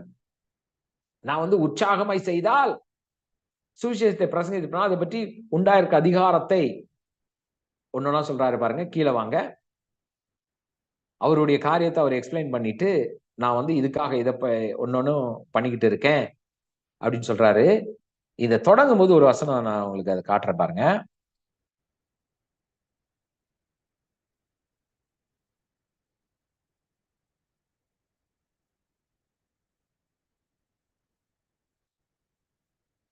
பதினோராவது வசனம் பாருங்க, 11th verse. ஏன்னா இது அவர் எழுதுறாரு, நாங்கள் உங்களுக்கு ஞான நன்மைகளை விதைத்திருக்க. இவர் ஏன்னா அந்த சபையில என்ன பேச ஆரம்பிச்சிட்டாங்க, ஏங்க ஊழியம் தானே பண்ண வச்சிருக்கிறாரு, ஊழியத்தை பண்ணிட்டு போக வேண்டியது தானே, எதுக்கு நம்ம அவங்களுக்கு போய் காணிக்க கொடுக்கணுமா, ஊழியம் பண்ணா நம்ம காணிக்க கொடுக்கணுமா, நம்ம மெசேஜ் கேட்டா காணிக்க கொடுக்கணுமா, இப்படின்னு பேசும்போது பால் அதற்கு எழுதுறாரு, நாங்கள் உங்களுக்கு ஞான நன்மைகளை விதைத்திருக்க. நல்லா புரிஞ்சு. 1 கொரிந்தியர் 9வது அதிகாரம் 11வது வசனம். நான் உங்களுக்கு ஞான நன்மைகளை விதைத்திருக்க, உங்கள் சரீர நன்மைகளை அறுத்தால் அது பெரிய காரியமோ? நல்லா புரிஞ்சுக்கோங்க. இங்க என்ன சொல்றாரு, ஊழியக்காரர்களாகிய நாங்க உங்களுக்கு ஸ்பிரிச்சுவல் திங்ஸ் கொடுக்கிறோம். we are giving the spiritual things, we are giving the God's gospel, good things. ஆண்டவர்ட்ட இருந்து அது உங்க ஊழியக்கார மூலமா தான் நீங்க அபிஷேகத்தை பெறறீங்க, பரிசுத்த ஆவியில நிரம்புற எல்லாமே ஆண்டவர் இந்த மெத்தட்ல பண்ணும்பொழுது நீங்க சரீர நன்மைகள்ல பெருகுறீங்க, உங்களுக்கு நீங்க நல்லா செழிக்கிறீங்க, இதெல்லாம் இருக்கீங்க. அதை நாங்கள் அறுத்தால் என்ன பெரிய காரியமா? அது எங்களுக்கு அந்த பங்கு எங்களுக்கு வந்தா அது என்ன பிரச்சனை உங்களுக்கு? இது பால் எழுதுறாரு பாருங்க. இது பயங்கரமான ஒரு கான்வர்சேஷன் கொரிந்து சபையில. அவர் சொல்றாரு, என்னப்பா நினைச்சிட்டு இருக்கிற நீங்க? ஆண்டவரே கட்டளை கொடுத்திருக்கிறாரே, ஆசாரிய ஊழியம் செய்கிறவர்களுக்கு அவர் கட்டளை கொடுத்திருக்கிறாரே, அவங்களுக்கு அங்கதான் பங்கு என்று. இப்போ இந்த ஆசாரிய ஊழியம் இங்க பால் எழுதுறாரு பாருங்க. இந்த வசனத்துல கவனமா பாருங்க. 13வது வசனத்துல போட்டிருக்கு, ஆசாரிய ஊழியம் செய்கிறவர்களும் பலிபீடத்தில் அடுத்து பணி செய்கிறவர். இததான் மென்ஷன் பண்றாரு. அப்படின்னா யார மென்ஷன் பண்றாரு? ஓல்டு டெஸ்டமெண்ட்ல மோசேயின் காலத்துல அப்பதான் ஆசாரிய ஊழியம் இதெல்லாம் உருவாகிறது. அங்க கொண்டு போறாரு. எதை கனெக்ட் பண்றாரு என்றால், எண்ணாகமம் 18வது அதிகாரம் எடுத்துக்கோங்க. எண்ணாகமம் 18வது அதிகாரம். எண்ணாகமம் 18வது அதிகாரத்துல மோசே கிட்ட ஆண்டவர் சொல்லி எல்லாம் பண்ணும்போது அங்க மோசே கிட்ட சொல்றாரு ஆண்டவர். எண்ணாகமம் 18வது அதிகாரம், இதோ லேவியின் புத்திரர் ஆசாரிய கூடாரத்தின் பணிவிடை செய்கிற அவர்களுக்கு. நல்லா பாருங்க, இதே காரியத்தை தான் பவுல் வந்து எங்க எழுதுறாரு? கொரிந்து சபைக்கு எழுதுறாரு. ஆசாரிய ஊழியம் செய்கிறவர்கள். இங்கேயும் சொல்றாரு, ஆசாரிய கூடாரத்தின் பணிவிடை செய்கிற அவர்களுக்கு வேலைக்காக இஸ்ரவேலுக்குள்ளவை எல்லாவற்றிலும் தசம பாகத்தை அவர்களுக்கு சுதந்திரமாக கொடுத்தேன். இந்த வசனம் மட்டும் நோட் பண்ணுங்க. என்ன போட்டிருக்கு? ஆண்டவர் எதை கட்டளையிட்டாருன்னு பால் எழுதுறாரு சொல்லுங்க. இப்போ உங்களுக்கு புரியும் நான் ஏன் இதை சொல்ல வரேன். இந்த 10% ஏன் 10% ஏன் அப்படிங்கிறது இது கட்டாயம் கிடையாது. இது பாருங்க, இப்ப ஆண்டவர் வந்து போட்டுத்தே ஆகணும், இல்லைன்னா உனக்கு இப்படி ஆயிடும் அப்படி சொல்லல. இது பிரமாணம். இட்ஸ் எ லா, ஆண்டவருடைய ஆர்டைன் லா. அங்கே இஸ்ரவேல் ஜனங்கள்கிட்ட அவர் சொல்றாரு, உன்னை வந்து எகிப்துல இருந்து விடுதலை பண்ணி கொண்டு வந்துட்டேன்பா, இப்ப கானான் தேசத்துக்கு போறீங்க, இங்க நல்லா இருக்க போறீங்க எல்லாரும். ஆனா ஒரு கூட்டத்தை நான் ஊழியத்துக்குன்னு வச்சிருக்கேன், ஆசாரிய கூட்டம். அவங்க உங்களுக்காக தேவனிடத்தில் ஊழியம் பண்றவங்க, உங்களை ஆண்டவருக்குள்ள நடத்துறவங்க. அவங்களுக்கு நான் எதுவுமே என்ன பண்ணல, அவங்களுக்கு பிசினஸோ எதுவுமே இல்ல. அவங்க இதற்கென்று அழைக்கப்பட்டவங்க, பணிவிடைக்காரர்கள், ஆண்டவருடைய இதை செய்யறவங்க. ஆனா இவங்களுடைய சம்பளம் என்ன? இஸ்ரவேல் ஜனங்கிட்ட எல்லாத்தையும் சொல்றாரு, உங்க எல்லாவற்றிலும் பாருங்க, இஸ்ரவேலுக்குள்ளவைகள் எல்லாவற்றிலும். அந்த வசனத்தை நோட் பண்ணுங்க. வசனம் இல்ல உங்க உங்க பைபிள்ல இருக்கான்னு மட்டும் பாத்துக்கோங்க. எண்ணாகமம் 18வது அதிகாரம், நம்பர்ஸ் சாப்டர் 18 verse 21. இஸ்ரவேலுக்குள்ளவை எல்லாவற்றிலும் என்னதான்? தசம பாகம். தசம பாகம் என்பது 10ல் 1 பங்கு. புரிந்து கொள்ளுங்கள். 1/10. 50,000 ரூபாய் இருக்குன்னா அதுல தசம பாகம் எவ்வளவுங்க? 5,000 ரூபாய் தசம பாகம். 5,000 is the tithe. 1 லட்சம் இருக்குன்னா 10,000 ரூபாய் டயத். அந்த அதை என்ன பண்றாரு? சுதந்திரமாக நான் யாருக்கு கொடுத்தேன்? கொடுப்பேன்னு சொல்லல. என்ன போட்டிருக்கு பாருங்க, கொடுத்தேன். அப்படின்னா என்ன அர்த்தம்? இதை கொஞ்சம் புரிய வைக்கிறேன், நீங்க முடிக்கிறேன், நாளைக்கு கொஞ்சம் பேலன்ஸ் நான் சொல்லித்தரேன். நல்லா புரிஞ்சு கொள்ளுங்கள். இங்கே ஆண்டவர், இப்ப லேவியர் வந்து இங்க இருக்காங்க, உதாரணத்துக்கு லேவியர் ஒரு ஆலயத்துக்குள்ள இருக்காங்க. இஸ்ரவேல் என்ன பண்றாங்க? வேலை பாக்குறாங்க, பிசினஸ் பண்றாங்க, எல்லா ஆடு மாடு எல்லாம் வளர்க்குறாங்க. நல்லா புரிந்து கொள்ளுங்கள், எல்லாம் வளர்க்குறாங்க. இப்ப ஆண்டவர் என்ன சொல்றாரு? எப்பா இந்த லேவியர், இந்த ஆசாரிப்பு கூட்டாரத்துல இந்த ஊழியம் பண்ற இவங்களுடைய சம்பளம் நான் எங்க கொடுத்துட்டேன். என்ன சொல்றாரு? நல்லா பாருங்க, அது என்ன போட்டிருக்கு? அவர்களுக்கு கொடுப்பேன்னு போட்டிருக்கா, கொடுத்தேன்னு போட்டிருக்கா? இதெல்லாம் கொஞ்சம் வசனம் தெளிவா நம்ம டீச்சிங்ல வந்து இதெல்லாம் புரியணும். கொடுப்பேன்னு போட்டிருக்கா, கொடுத்தேன்னு போட்டிருக்கா? சேலரி கொடுப்பேன்னு போட்டிருக்கா, கொடுத்தேன்னு போட்டிருக்கா? இது உங்களுக்கு புரிஞ்சுன்னா ரெவலேஷன் வந்துடும், வெளிப்பாடு வந்துடும். பாருங்க, ஆசாரிப்பு கூடாரத்துல வேலை செய்யறவங்க அப்படின்னா ஊழியக்காரங்கன்னு வச்சுக்கோங்க. இப்போ ஊழியக்காரன், இப்போ நான் ஊழியக்காரன்னு வச்சுக்கோங்க. இப்ப இந்த மாதிரி ஊழியம் பண்றவங்க நீங்க ஊழியக்காரங்க. இப்போ சம்பளம் கொடுப்பேன்னு போட்டிருக்கா, கொடுத்தேன்னு போட்டிருக்கா? கொடுத்தேன்னு போட்டிருக்கா, அப்படிதானே? அப்படின்னா என்ன அர்த்தம்? இந்த ஆசாரிப்பு கூடாரத்துல இருக்க சம்பளத்தை எங்க கொடுத்துட்டாரா? யாருக்கிட்ட கொடுத்துட்டாரா? சொல்லுங்க, யாருக்கிட்ட கொடுத்துட்டாரா? இஸ்ரவேல் ஜனங்கிட்ட கொடுத்துட்டாராம். அவங்க வருமானத்துல கொடுத்துட்டாராம். விதையாக கொடுத்து விட்டார், சீடா கொடுத்துட்டாரு. இப்போ அத இங்க வந்து அவங்க சேர்த்தாகணும். எத்தனை பேருக்கு புரியுது? இப்போ உதாரணத்துக்கு, இப்ப நீங்க ஒரு ஊருக்கு போறீங்க, ஒருத்தவங்க வந்து உங்ககிட்ட கொடுக்குறாங்க, இந்த மாதிரி நீங்க ஊருக்கு போறீங்க, அங்க என்னுடைய தம்பி பையன் இருக்கான், அவன் கையில இந்த டப்பாவை, இந்த பாக்ஸ, இந்த ஒரு பாக்ஸ் நீங்க கொடுத்து கிஃப்ட் பாக்ஸ் என்ன பண்றீங்க? அவங்க கையில கொடுக்குறீங்க. அவங்க வந்து இப்போ உதாரணத்துக்கு அவன் ட்ரெயின்ல போறாங்க, டெல்லியில இருக்காங்கன்னு வச்சுக்கோங்களேங்க. நீங்க இங்க இருந்து ட்ரெயின் ஏறுறாங்க, சென்னையில இருந்து ட்ரெயின் ஏறுது. அப்ப நீங்க போய் அவங்ககிட்ட கொடுக்குறீங்க, இந்த மாதிரிங்க நீங்க இறங்கும் போது அவங்க கையில கொடுத்துருங்க அப்படின்னு சொல்லி உங்ககிட்ட ஒரு பாக்ஸ் கொடுக்குறாங்க. இப்ப அவனுக்கு போன் பண்ணி என்ன சொல்லுவான்? என்ன சொல்லுவாங்க? தம்பி, இந்த மாதிரி ஒருத்தர் வராங்க, அவங்க கையில என்ன பண்ணிட்டேன்? அந்த பாக்ஸ் கொடுத்துருக்கேன், நீ என்ன பண்ணு, வாங்கிக்கோ. நான் கொடுத்துட்டேன். புரியுதுங்களா? நான் கொடுத்துட்டேன், நீ வாங்கிக்கோ. நான் கொடுத்துட்டேன், நீ வாங்கிக்கோ. லேவியர் ஆசாரியருக்கு ஆண்டவர் சொல்றாரு, எப்பா நான் இஸ்ரவேல் கையில கொடுத்துட்டேன் உன் சுதந்திரத்தை, நீ வாங்கிக்கோ. அதனாலதான் இவன் காணிக்க வாங்குறான். எத்தனை பேருக்கு புரியுது? விதையை, தசம பாகத்தை ஆண்டவர் ஒவ்வொருத்தருக்குள்ளேயும் விதையாக வைத்து விட்டார். நீங்க ஒரு சபையிலே ஒரு ஐக்கியத்துல இருக்கும் பொழுது அங்கே நீங்க ஆசீர்வதிக்கப்படுறீங்க. நீங்க பிசினஸ் பண்றீங்க, வேலைக்கு போறீங்க, சம்பாதிக்கிறீங்க. அதுல தேவன் என்ன பண்றாராம்? ஆசாரியனுக்கு வேண்டிய பணத்தை அங்க வச்சிடறாராம். அதான் விதை. நான் கொடுத்தேன், சுதந்திரமா கொடுத்தேன். யோசிச்சு பாருங்க, இன்னொருத்தவங்களோட சம்பளத்தை நம்ம பிடிச்சு வச்சுக்கிட்டோம்னா அது எப்படி? எத்தனை பேருக்கு புரியுது? எனக்கு ஆண்டவர் இதான் வெளிப்படுத்தினார். ஆமா இல்ல, எனக்கு வர வருமானத்துல என்னுடைய மென்டார், எனக்கு போதிக்கிறவங்களுடைய சம்பளம் என்கிட்ட எல்லாம் இருக்கு, அதை நான் ரிலீஸ் பண்ணி தானே ஆகணும். I need to release. It's not a trade. நான் கொடுத்தா ஆண்டவர் கொடுப்பார் இல்ல, எனக்கு அவருக்கு கொடுக்க வேண்டியதை எனக்கெல்லாம் கொடுத்திருக்கிறாரு. லேவியனுக்கு கொடுக்க வேண்டியதை இஸ்ரவேலுடைய இதுல கொடுத்துட்டாரு. கொடுத்துட்டேங்கிறாரு, சுதந்திரமா கொடுத்துட்டேன். எலிசா தானங்க அந்த ஒரு விதவை வீட்டுக்கு போய் உங்ககிட்ட என்ன இருக்குன்னு கேட்பாரு. கரெக்டா? எலிசா தானே? எலியாவா எலிசாவா? அவன் சொல்லுவான், எனக்கு இப்போ அப்பம் இருக்கு, நாங்க சாப்பிட்டு சாக போறோம்மா. முதல்ல சொல்லுவார், என்கிட்ட வந்து கொடுன்னு. ஏன்? அந்த கதை ஞாபகம் இருக்கா? டீட்டெயிலா போகல.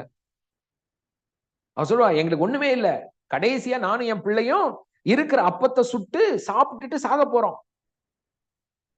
இவர் சொல்றாரு, நீ சாப்பிட்டு சாக போறதெல்லாம் அடுத்தது, முதல்ல எனக்கு உன்னை சுட்டு கொண்டு வந்து என்கிட்ட கொடு. ஏன்னா நீங்க ஒரு சில அதிகாரத்துக்கு முன்னாடி நீங்க பாத்தீங்கன்னா ஆண்டவர் எலிசாட்ட பேசுவாரு, எப்பா உனக்கு ஆகாரத்தை அங்க விதவைக்கு போஷிக்கும்படி கட்டளையிட்டேன். ஆனா அந்த விதவிக்கு அது தெரியாது, அந்த லேடிக்கு அது தெரியாது. ஆனா ஆண்டவர் எலிசாட்ட பேசிட்டாரு, உன் சாப்பாடு அங்க கொடுத்துட்டேன், போய் வாங்கிக்கோ. நல்லா புரியுது. இதெல்லாம் பயங்கரமான ஒரு இந்த மனது உங்களுக்கு கண்கள் திறக்கப்பட்டா டக்குன்னு புரிஞ்சிடும். எலிசா போய் அவன் பாருங்க, ஏன்னா அவ்வளவு மிராக்கிள் பண்றவரு போய் ஒரு அப்பத்துக்காக அந்த அவங்கள போட்டு இது பண்ணுவாரு. யோசிச்சு பாருங்க, நமக்கே மனுஷனா அவன் சாக போற நிலைமையில உன்கிட்ட இருக்கதை எனக்கு கொடுன்னு கேட்கிற மனுஷனா அப்படின்னு தோணும். ஆனா spiritual law works on that way. உங்ககிட்ட குறைவுகளை இருந்தாலும் அந்த இடத்துல விதைய வச்சு ஆண்டவர் சொல்லுவாரு, கொடு. பிலிப்பியர் 4வது அதிகாரம் எடுத்துக்கோங்க. எப்பவுமே நம்ம பிலிப்பியர் 4ல இந்த வசனத்தை சொல்லி ஜெபிக்காதவங்களே கிடையாது. என்ன ஜெபம் பண்ணுவோம்? என் தேவன் தம்முடைய ஐஸ்வர்யத்தின்படி உங்கள் குறைவுகளை எல்லாம் கிறிஸ்து இயேசுவுக்குள் மகிமையிலே நிறைவாக்குவார். அப்படித்தானே சொல்லுவோம். பினான்ஸுக்கு எப்பனாலும் ஊழியர்களும் இதை ஜெபம் பண்ணுவோம். நீங்களும், ஆண்டவரே உம்முடைய நிறைவின்படி என்ன நிரப்புங்க, ஆண்டவரே உம்முடைய ஐஸ்வர்யத்தின்படி நிரப்புங்க, என் குறைவெல்லாம் மாறணும் மாறணும் மாறணும் ஜெபம் பண்ணுவோம். ஆனா எதற்காக அப்போஸ்தலன் பால் இந்த வசனத்தை எழுதினார் தெரியுமா? எதற்காக எழுதினார் தெரியுமா? மேல போங்க, கொஞ்சம் மேல போங்க. யாருக்கு இதை சொல்றாரு? குறைவு இருக்கிற சபைக்கு தான் சொல்றாரு, உங்க குறைவு மாறும்பான்னு சொல்றாரு. ஆனா எதுக்கு சொல்றாரு தெரியுமா? இவர்கள் கொடுக்கிறவர்கள். அவர் சொல்றாரு, நான் தெசலோனியக்காவில் இருக்கும் பொழுது என் குறைச்சல் நீங்கும்படி நீங்கள் 2 தடவை அனுப்புனீங்க அப்படின்னா, அவர் நல்லாவே அங்க இருக்காரு, கொஞ்சம் குறைவு இருந்து இவங்க அனுப்புறாங்க, திருப்பி அனுப்புறாங்க. உடனே பால் எழுதுறாரு, உபகாரத்தை நான் நாடாமல். இங்கேயும் பாருங்க, நல்லா பாருங்க, 17வது வசனம், பிலிப்பியர் 4:17. உபகாரத்தை நான் நாடாமல். நீ எனக்கு காணிக்க கொடுக்கணும்னு நான் விரும்பி இல்லப்பா. ஏன் தெரியுமா நான் வாங்கினேன்? ஏன்னா அவன் குறைவுல இருக்கான். யாரு? பிலிப்பு சபை குறைவில் இருக்கிறது. அவங்ககிட்ட இல்ல, வருமானம் இல்ல, கஷ்டம்தான் படுறாங்க. ஆனாலும் அவங்க காணிக்க கொடுக்குறாங்க, அப்போஸ்தலன் பாலுக்கு அனுப்புறாங்க. உடனே பால் எழுதுறாரு, எப்பா நான் ஏன் வாங்கினேன் தெரியுமா? உங்கள் கணக்கு பலன் பெருகும்படிக்கு.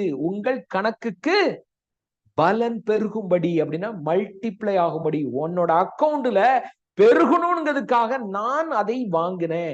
உபகாரத்தை நான் நாடலப்பா. ஆனா நான் ஏன் நாடுறேன்னா உனக்கு பெருகும்படி நான் வாங்குகிறேன். ஆமென். பாருங்க எப்படி வசனம் தெளிவா சொல்லுது. ஏன் போய் எலிசா போய் வாங்கினார்னா, அந்த விதவை அவன் லைஃபே மாறிடுச்சுங்க. அதுக்கப்புறம் பஞ்சம் இல்லையும், அவன் செழித்து வாழ்ந்தாள். ஹிஸ்டரியே சொல்லுது, அவ சந்ததியா நல்லா இருக்கிறான். ஒரு அப்பத்துக்காகவா போனாரு? இல்ல. பாருங்க, உலகத்துல பொறுத்த வரைக்கும் ஒருத்தனுக்கு இல்லன்னு வச்சுக்கோங்களேன், நீங்க கொடுக்கிறது இல்லையா, அவன் கஷ்டப்படுறான், உடனே கொடுக்கணும். எல்லாரும் சொல்லுவாங்க, இந்த ஊழியக்காரர் என்னப்பா, இந்த ஊழியர் ஏன் ஏழைகளுக்கு கொடுத்தா என்ன, ஏழைகளுக்கு கொடுத்தா இவங்களுக்கு கொடுத்தா என்ன, கொடுத்தா என்ன? அது charity. Charity is not giving. முதலாவது புரிந்து கொள்ளுங்கள், ஒரு விஷயம் சொல்லித்தரேன். கிவிங் அப்படி என்பது 3 காரியம் இருக்கிறது. சொல்லுங்க, கிவிங்ல 3 காரியம் இருக்கிறது. ஒண்ணு, தேவனுக்கு கொடுப்பது. அது காணிக்கை, தசம பாகம், இதெல்லாம் தேவனுக்கு கொடுப்பது. அது யாருக்கு கொடுக்கணும்? உங்க மேலே அதிகாரம் ஆவியானவர் யார வச்சிருக்கிறாரோ, தேவன் உங்களுக்கு மேல ஸ்பிரிச்சுவல் லீடராவோ இல்ல மென்டாராவோ ஃபாதராவோ யார் வச்சுக்காங்களோ அவங்களுக்கு தசம பாகம் காணிக்கை கொடுக்கணும். புரிந்து கொள்ளுங்கள். அது அது ஃபர்ஸ்ட் கிவிங். இரண்டாவது கிவிங் கிஃப்ட்ஸ். என்னது? கிஃப்ட்ஸ். இது யாருக்கு கொடுக்கிறது? கிவிங் உங்க பெற்றோருக்கு கொடுக்கலாம், உங்க கூட பிறந்தவங்களுக்கு, உங்க ஃப்ரெண்ட்ஸுக்கு, இவங்களுக்கெல்லாம் நீங்க கொடுக்கலாம். அது அது கடவுளுக்கு கொடுக்கிறது இல்ல, அது வேற. கடவுள் கொடுக்கிறது தனி.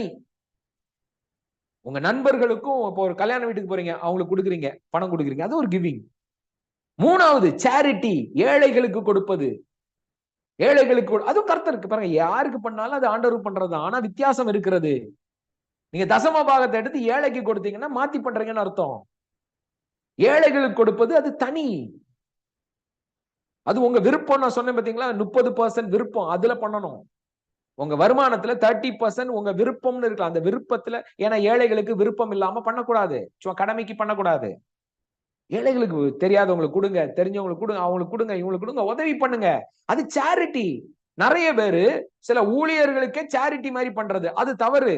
என்கிட்ட சிலர் எல்லாம் கேட்பாங்க, இந்த மாதிரி நாங்க வந்து கஷ்டப்படுகிற பாஸ்டர்களுக்கு உதவி பண்ணுவோம். அது charity. That is not giving to God.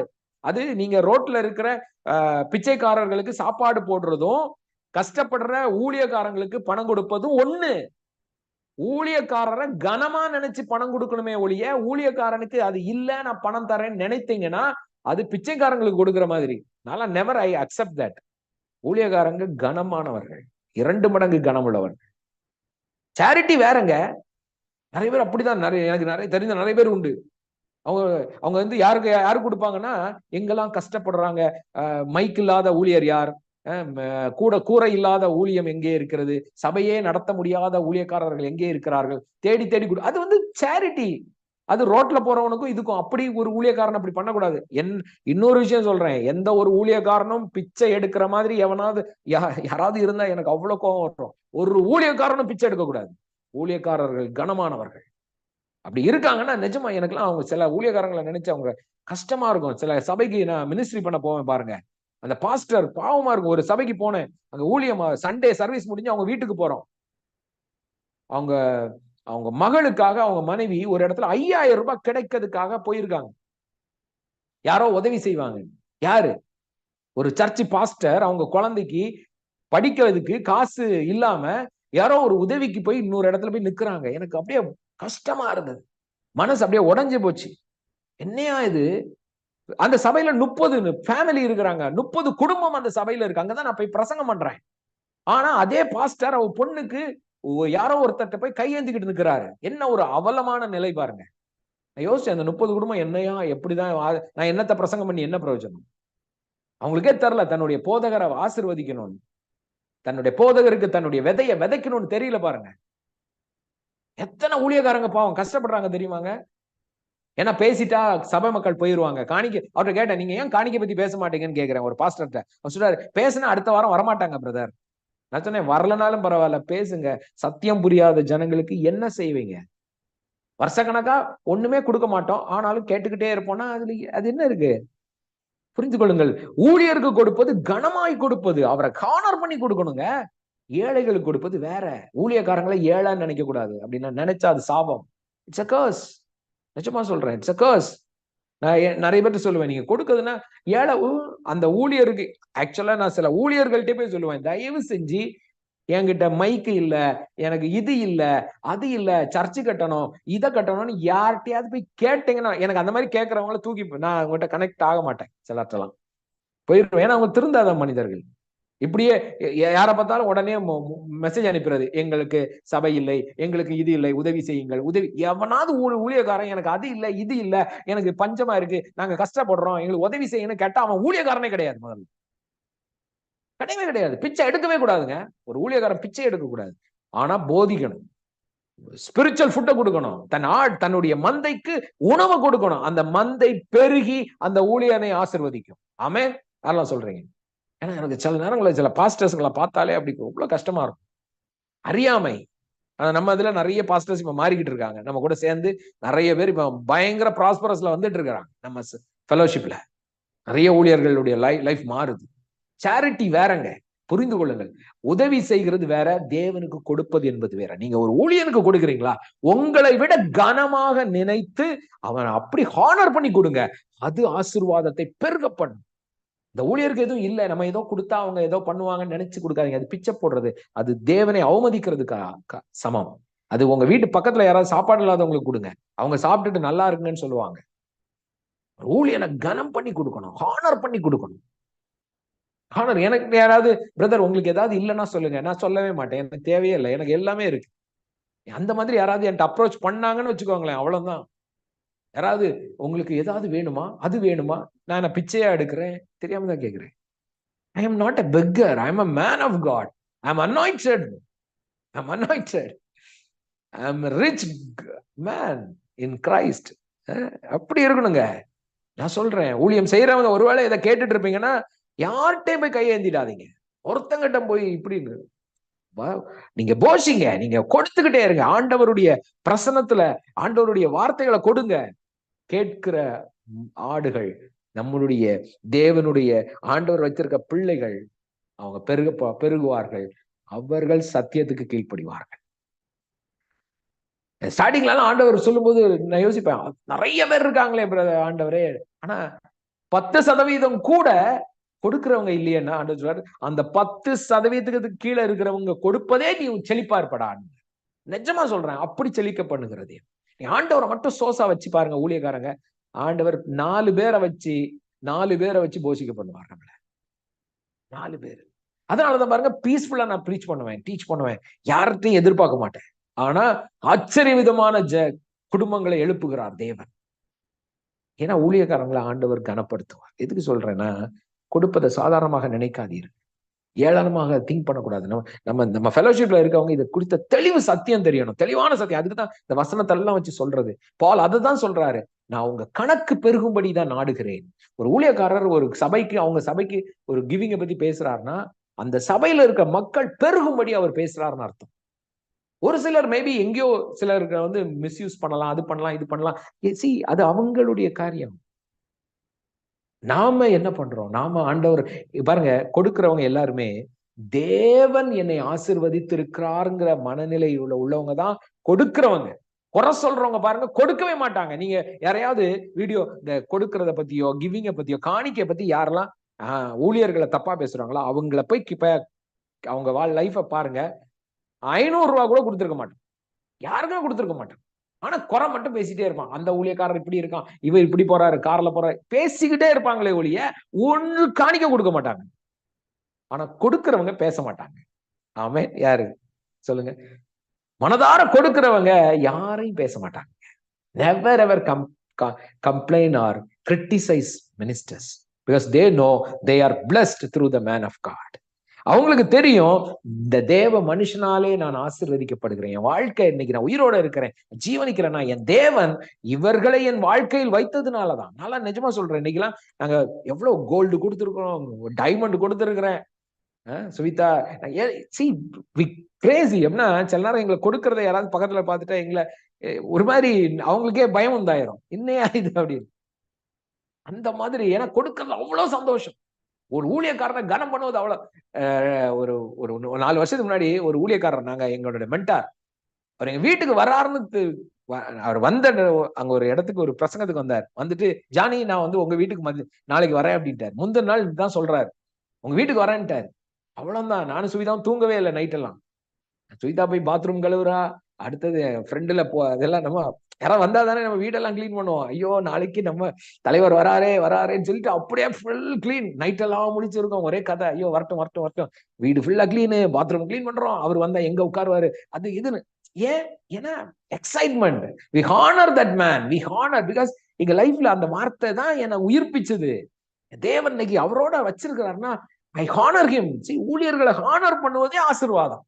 நிஜமா சொல்றேன், இன்னைக்கு நாங்க ஆச்சரிய விதமாய் இன்னைக்கு அந்த அந்த நிலையில இருந்து உயர்த்தப்பட்டிருக்கிறோங்க. Honour man of God. சில நேரம் எங்க வீட்டுல காசே இருக்காது, அப்ப வந்து ஒரு பாஸ்டர் எங்களுக்கு ரொம்ப விரும்பப்பட்ட ஒருத்தர் வருவாரு. வரேன்னு சொல்லும் போது சரி இருக்கிறதுல பெஸ்டா பண்ணணும்னு போய் பிரியாணி அது இதுன்னு எல்லாம் வீட்டுல அப்படி செய்வோம். நானும் சுவிதாவும் ஒரே அவங்க சாப்பிடும் போது உட்கார்ந்து ரசிப்போம். ஊழியக்காரங்க கணவன் மனைவியா வந்தாலும் அவங்க போஷிக்கிறது அவ்வளவு சந்தோஷப்படுவோம். ஏன்? ஏன்னா தட்ஸ் அ ஹார்ட்.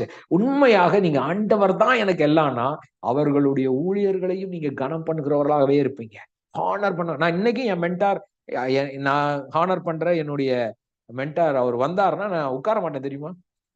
அவர் உட்காரு, என்ன உட்காருங்க, நீங்க உட்காருங்க அப்படின்னு. எனக்கு ஐ ஹானர் ஹிம். ஐ எதிர்த்து பேச மாட்டேன் தெரியுமா? எதிர்த்து பேச மாட்டேன். எனக்கு எதனாலும் சொல்லுவேன். அவங்க சொல்றது, ஏன்னா நான் மொத்தம் ஸ்டார்ட் பண்ணும்போது, ஏன்னா இப்ப நான் ஒருவேளை அவரை விட ஒருவேளை அதிகமா ஊழியம் பண்ணாலோ இல்ல அந்த அளவுக்கு இன்னும் பண்ணலனாலும் பண்றேன் நானும்.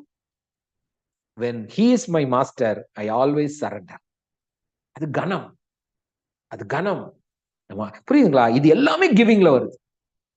அதான் உற்சாகமாய் கொடுப்பது. எத்தனை பேருக்கு புரியுது?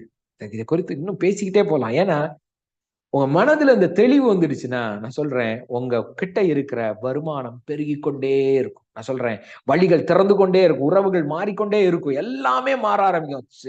சேலஞ்சஸ் எல்லாம் சாதாரணமா போயிருவீங்க, ஆப்பர்ச்சுனிட்டியா பாப்பீங்க. ஃபெய்த் கிவிங்லாம் இருக்குங்க.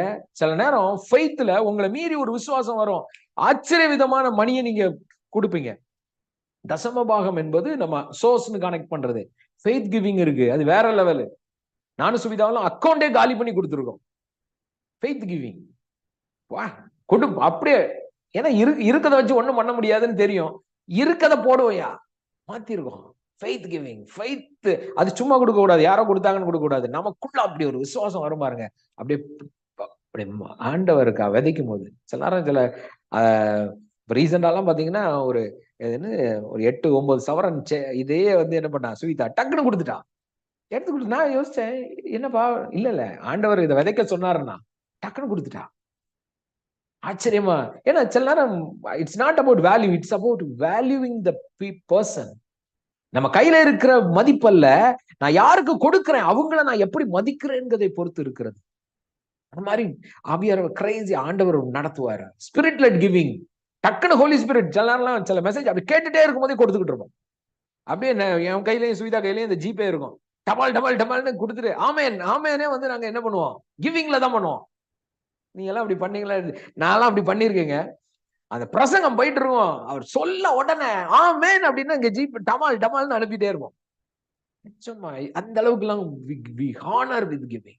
ஏன் கொடுக்கறது? சும்மா கொடுக்க மாட்டோம், இருதயம் இருந்தா தானே கொடுப்போம். நீங்க ரோட்ல போறவங்களுக்கு 10 ரூபா கொடுப்பீங்களா? 50 ரூபா கொடுக்க முடியுமா? முடியாது இல்லையாங்க? யோசிச்சு பாருங்க. அதான் அந்த ஹார்ட். இந்த இடத்துக்குள்ள வந்துட்டீங்கன்னா ரிசீவிங் வந்து நீங்க நான் ஒண்ணு சொல்லுவா குறையவே போறது. அதான் பால் எழுதுறாரு, வாரி இறைத்தான் அவனுக்கு குறைஞ்சதாட்டு சரித்திரமே கிடையாது. கொடுக்கிற மனிதனுக்கு இதுவரைக்கும் குறைந்ததாட்டு சரித்திரமே இல்லை. என்னால சொல்ல முடியும், நாங்க எப்ப கொடுக்கிற ஒரு இடத்துக்குள்ள வந்து கொடுக்க கொடுக்க கொடுக்க அப்படி வர்றதுல எல்லாம் கொடுத்துக்கிட்டு மீட்டிங் நடத்துறதும் சரி இதுக்கும் சரி கொடுக்க, அதை யோசிக்காம பண்ண இதுவரைக்கும் ஸ்டாப் ஆனது கிடையாதுங்க. Never ever. ஆண்டவர் எங்க பிள்ளைங்களுக்கு எப்படி ஃபீஸ் கட்டுறாருன்னு எனக்கே ஆச்சரியமா இருக்கும், எப்படி போஷிக்கிறாரு ஆச்சரியமா தான் இருக்கும். ஆச்சரிய விதமாக நடக்கிறது. என் குழந்தைங்களுக்கு எல்லாம் நாங்க ட்ரெஸ் வாங்குறது ரொம்ப கம்மிங்க. அப்படியே இருப்போம், டக்குன்னு பாத்தீங்கன்னா ட்ரெஸ் வாங்கிட்டு வந்து ஒருத்தங்க எங்களை மீட் பண்ண வருவாங்க, 2 ட்ரெஸ் வாங்கிட்டு. ஜாய்க்கெல்லாம் ஆச்சரியமா இருக்கு. நம்ம ஃபெலோஷிப்ல இருக்கிற பாதி பேர் வாங்கி கொடுத்த ட்ரெஸ்ஸே எங்களால போடவே கூட முடியல. ஏன்னா ஆண்டவர் ஆச்சரியமா நடத்துறாரு. சொல்லுவா நம்மளா போய் ஒரு ட்ரெஸ்ஸை கூட நம்ம சூஸ் பண்ண முடியாத அளவு இவங்க ஓவரா பண்றாங்க எல்லாரும் அப்படின்போம். ஏன்னா எங்க போனாலும் ஏதாவது ஒரு கிஃப்ட கொடுத்துருவாங்க. ஏன்னா ஆண்டவர் அப்படி நடத்த உண்மை உள்ளவர், உண்மை உள்ளவர். முடிச்சிடலாமா? நான் இதை பத்தி ஏன்னா இது புரிஞ்சாகணும். நம்ம குரூப் நம்ம எல்லாருக்கும் சத்தியம் தெரியணும். வசனம் என்ன சொல்லுது, ஏதோ ஒண்ணு யாரோ சொல்றாங்க இதுன்னு இல்லை, கிடையாது. இடரலும் ஆகக்கூடாது. நான் சொல்லியிருக்கேன் ஒரு தடவை, இப்படிதான் ஒரு 4 சகோதரிகள் குரூப்பா வந்தாங்க. என்னடா புதுசா குரூப்பா வராங்க, எங்க இருந்து வரீங்க என்னன்னு விசாரிக்கிறேன். அப்ப சொன்னாங்க, ஒரு பர்டிகுலரா ஒரு ஊழியக்காரர் அங்கதான் நாங்க இருந்தோம், இப்பதான் உங்ககிட்ட வரோம். எப்படி போகுது மெசேஜ் எல்லாம்? நல்லா இருக்கு, சூப்பரா பேசுறீங்க, சூப்பரா பேசுறீங்க. நாங்க அப்படியா, சரி ஏன் அங்க நீங்க இருந்து கட் பண்ணீங்க? ஏன்னா தெரியணும்ல, ஒரு ஏற்கனவே ஒரு ஃபெலோஷிப்ல இருந்திருக்காங்க, திடீர்னு 4 பேர் இங்க வந்துட்டாங்க, என்ன விஷயம் அப்படின்னு கேட்டா, இல்ல அங்க ஜெபம் பண்ணுவாங்க எல்லாம். அப்புறம் அந்த ஊழியக்காரரு மெசேஜ்ல வந்து அக்கௌண்ட் டீடைல் எல்லாம் அனுப்புறாரு, அக்கௌண்ட் டீடைல் அனுப்புறாரு. நான் கேட்டேன், அங்க எத்தனை மாசமா போனீங்க? அது ஒரு 6-7 மாசமா நல்ல ஜெபம் பண்ணுவோம். ஆனா இப்ப ரீசெண்டா அவர் அக்கௌண்ட் டீடைல் அனுப்புனதுனால அந்த ஊழியக்காரர் சரியில்லை, பணம் கேட்கிறாரு, அதனால நாங்க வெளியே வந்துட்டோம். நான் உங்ககிட்ட கேட்டேன், 6-7 மாசமா உங்களுக்கு ஊழியம் பண்றாங்களே, ஒரு 500 ரூபாய் கொடுக்கணும்னு உங்களுக்கே தோண வேணாம்? ஒரு பாவம் இல்ல, ஊழியம் உங்களுக்காக தானே பண்றாரு, அவர் அக்கௌண்ட் டீடைல் கேட்டாருன்னு இப்படி பண்றீங்களே அப்படின்னா, ஊழியக்காரர் வந்து அப்ப எங்கெங்க வானத்துல இருந்தா வரும் அவருக்கு? பாருங்க, டக்குனு இடறி போயிடுறாங்க. அவர் கேட்டாரு, இதுக்கு மேல அங்க இருக்கக்கூடாது, மொத்தமா வந்துடுறது. நான் சொன்னேன், நான் இங்க ஏன் வந்தீங்கன்னா, நீங்க தான் கேட்கறது இல்ல. ஏன் நான் கேட்டா என்ன பண்ணுவீங்க? இப்ப நானும் உங்களுக்கு அக்கௌண்ட் டீடைல் கொடுக்குறேன், என்ன பண்ணுவீங்க? முழிக்கிறாங்க. நான் சொன்னேன், பாருங்க, யாரையுமே ஜட்ஜ் பண்ணிடாதீங்க, எந்த ஊழியரையுமே நியாயம் தீர்த்துறாதீங்க. ஆண்டவருக்கு வந்து நாமக்கு அந்த சத்தியம் அவங்களுக்கு என்ன புரியல, அப்புறம் அவங்களுக்கு சொல்லி கொடுத்தேன், டீச் பண்ணேன். தேவன் அதை தாங்க வைத்திருக்கிறார். இப்ப பாருங்க, நான் போல்டா நிறைய பேருக்கு சொல்லும் போது தான் நிறைய பேருக்கே புரிஞ்சிருக்கு. என்கிட்ட நிறைய பேர் சாட்சி சொல்லுவாங்க, பிரதர் எனக்கு நீங்க சொன்னதுக்கு அப்புறம் தான் பிரதர் எனக்கே புரிஞ்சுது, அதுக்கப்புறம் தான் நான் கொடுக்கணுங்கிற இதுலயே வந்தேன், நிஜமா எனக்கு தெரியாது பிரதர். நான் நிறைய நேரம் நமக்கு தெரியாதனால யாராவது ஒரு ஆள் சொல்லிதான் ஆகணும், கிவிங்க பத்தி சொல்லிதான் ஆகணும், தசமவாதி பத்தி சொல்லிதான் ஆகணும், உற்சாகமா கொடுப்பதை பத்தி சொல்லி ஆகணும், ஊழியர்களை கனப்படுத்துவதை பத்தி. ஏன்னா சொல்லலைன்னா தப்பானவர்கள் பேசிக்கிட்டே இருப்பாங்க, தப்பு தப்பா ஊழியக்காரங்களை பேசுவாங்க, அதையே புடிச்சுக்குவாங்க, எல்லாரையும் தப்பு தப்பா பேசுறது. நான் ஒண்ணு சொல்லட்டுமா, நான் ஆண்டவருக்கு முன்னாடி சொல்றேன், நிஜமா இது வரைக்கும் என் லைஃப்ல எத்தனையோ பேர் என்கிட்ட வந்து அப்படி இப்படி இப்படி சொல்லுவாங்களே ஒழிய, ஆனா நான் என் சுவிதாவும் சரி, ஒரு ஊழியரை கூட பண விஷயத்துல அவர் அப்படி இருக்கிறாரு, ஏன் இவர் இப்படி, ஏன் இவர் இந்த கார் வச்சிருக்காரு, ஏன் அவரு, நிச்சயமா சொல்றேன், ஹார்ட்ல இருந்து சொல்றேன், ஆண்டவருக்கு முன்னாடி நான் பேசினதே கிடையாதுங்க. ஆண்டவர் முன்னாடி சொல்றேன், பேசக்கூடாதுன்னு நான் முடிவெடுத்து இருக்கிறேன். ஆனா முடிவெடுத்திருக்கிறேன், நான் ஒரு ஊழியரை கூட நான் பேசக்கூடாது, என் வாயில நெகட்டிவா பேசக்கூடாது, தப்பா பேசவே கூடாது ஆண்டவரே. அது நீங்க அவங்களை அபிஷேகம் பண்ணி வச்சிருக்கிறீங்க, அனாய்ட் பண்ணிருக்கீங்க. அவங்களுக்கு கொடுக்குறவங்க மனசார தானே கொடுக்குறாங்க. ஒரு ஊழியருக்கு ஒரு கார் வாங்கி கொடுக்குறாங்கன்னு வச்சுக்கோங்களேன், ஒருத்தர் காரை கிஃப்டா கொடுக்குறாங்க, ஏங்க கொடுக்குறவன் கிஃப்ட் சந்தோஷமா தானே கொடுக்குறான், நாம யாருங்க பேசுறது? நிறைய பேர் தவறாக பேசுவது, தவறா கமெண்ட் பண்ணுவது, கூடி பேசு, நெவர் எவர் டூ இட்டுங்க. நிஜமா சொல்றேன், செஞ்சிடாதீங்க. நிஜமா சொல்றேன், ஆசீர்வதிங்க. இல்லையா அதை உங்களுக்கு இதா இல்லையா விட்டுருங்க, அதை பத்தி பேசாதீங்க, ஆண்டவர் பார்த்துக்குவாரு அப்படின்னு விட்டுருங்க. ஏன்னா பேசக்கூடாது என்னைக்குமே. நான் சொல்றேன், இன்னைக்கு வரைக்கும் நான் எல்லாரும், நான் எந்த ஊழியக்காரங்க நல்லா இருந்தாலும் நான் அவங்களை பிளஸ் பண்ணிட்டே இருப்பேன். நிச்சயமா சொல்றேன், தமிழ்நாட்டுல எந்த ஊழியக்காரங்க, இந்த அண்ணன் வந்து கார் வச்சிருக்காங்க, அந்த ஊழியக்காரர் இது வச்சிருக்காங்க, அதெல்லாம் நான் நிச்சயமா ஐ பிளஸ் தம். அவங்களெல்லாம் நான் ஹானர் பண்றேன், ஏன்னா அவங்க ஊழியம் பண்றாங்க. அந்த சபை மக்கள் ஆசீர்வதிக்கிறாங்கன்னா அந்த சபை மக்கள் எவ்வளவு பெருகி இருக்கணும், அவங்க ஊழியத்துல எவ்வளவு பேர் ஆசீர்வதிக்கப்பட்டிருக்கணும், அதனாலதானே அந்த சபை பெறுகிறது, அதனாலதானே இந்த ஊழியம் பெறுகிறது. We need to bless them. இந்த எண்ணம் நமக்கு வரணுங்க, நம்ம ஃபெலோஷிப்ல இந்த எண்ணம் வரணும், நம்ம உலகத்தை ரீச் பண்ணணும், எல்லா இடத்துலயும் இந்த சுவிசேஷத்தை கொண்டு போகணும். ஆமென். தேங்க்யூ ஃபாதர், உங்களுடைய கரத்தில் ஒப்பு கொடுக்கிறேன்ப்பா. இவ்வளவு நேரம் ஆண்டவரே, இந்த டைம் எடுத்தாலும் இவ்வளவு நேரம் உட்கார்ந்து இந்த சத்தியங்களை கேட்கிற ஒவ்வொருத்தர் மேலும் உங்களுடைய கிருபை பெருகி கொண்டே இருக்கட்டும்பா. Let your grace increase, Lord. Yes, Father. Yes, Father. Giving என்பது ஏதோ ஒரு காரியம் அல்ல, என் தேவன் எங்களுக்கென்று வைத்திருக்கிற விதை. தசமபாகம் என்பது ஏதோடு இல்ல, ஆண்டவர் வைத்திருக்கிற எங்களுடைய விதை உம்முடைய கரத்துல வைக்கிறோம் ஆண்டவர், உம்முடைய கரத்துல நாங்க வைக்கிறோம். என் தேவன், நீங்க இதை கேட்ட ஒவ்வொருத்தருக்கும் இது விளைய செய்யுங்கப்பா, அந்த சத்தியம் உள்ள புரியட்டும். அவங்க விதைத்த இதுல எத்தனையோ குடும்பங்கள் ஆண்டவரே மனதார தங்களுடைய குறைவிலையும் விதைத்தவர்கள் உண்டு.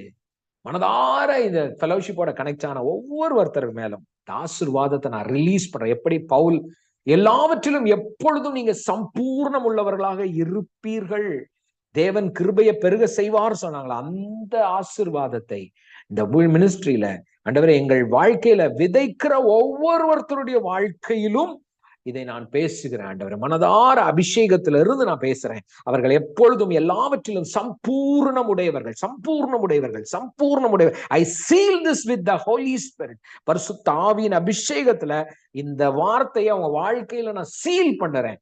இதை விதைக்கிற ஒவ்வொருத்தருக்கும் நான் சீல் பண்றேன் ஆண்டவரே. அவங்க குறைவெல்லாம் உம்முடைய ஐஸ்வர்யத்தின்படி நிறைவாகிறதற்காக நன்றி. நிறைவை பேசுறேன். நிறைவு. I speak abundant in Jesus name. ஒரு ரூபாய் கூட, ஒரு விதை கூட வீணாய் போகாது சொல்றேன் உங்க வாழ்க்கையில.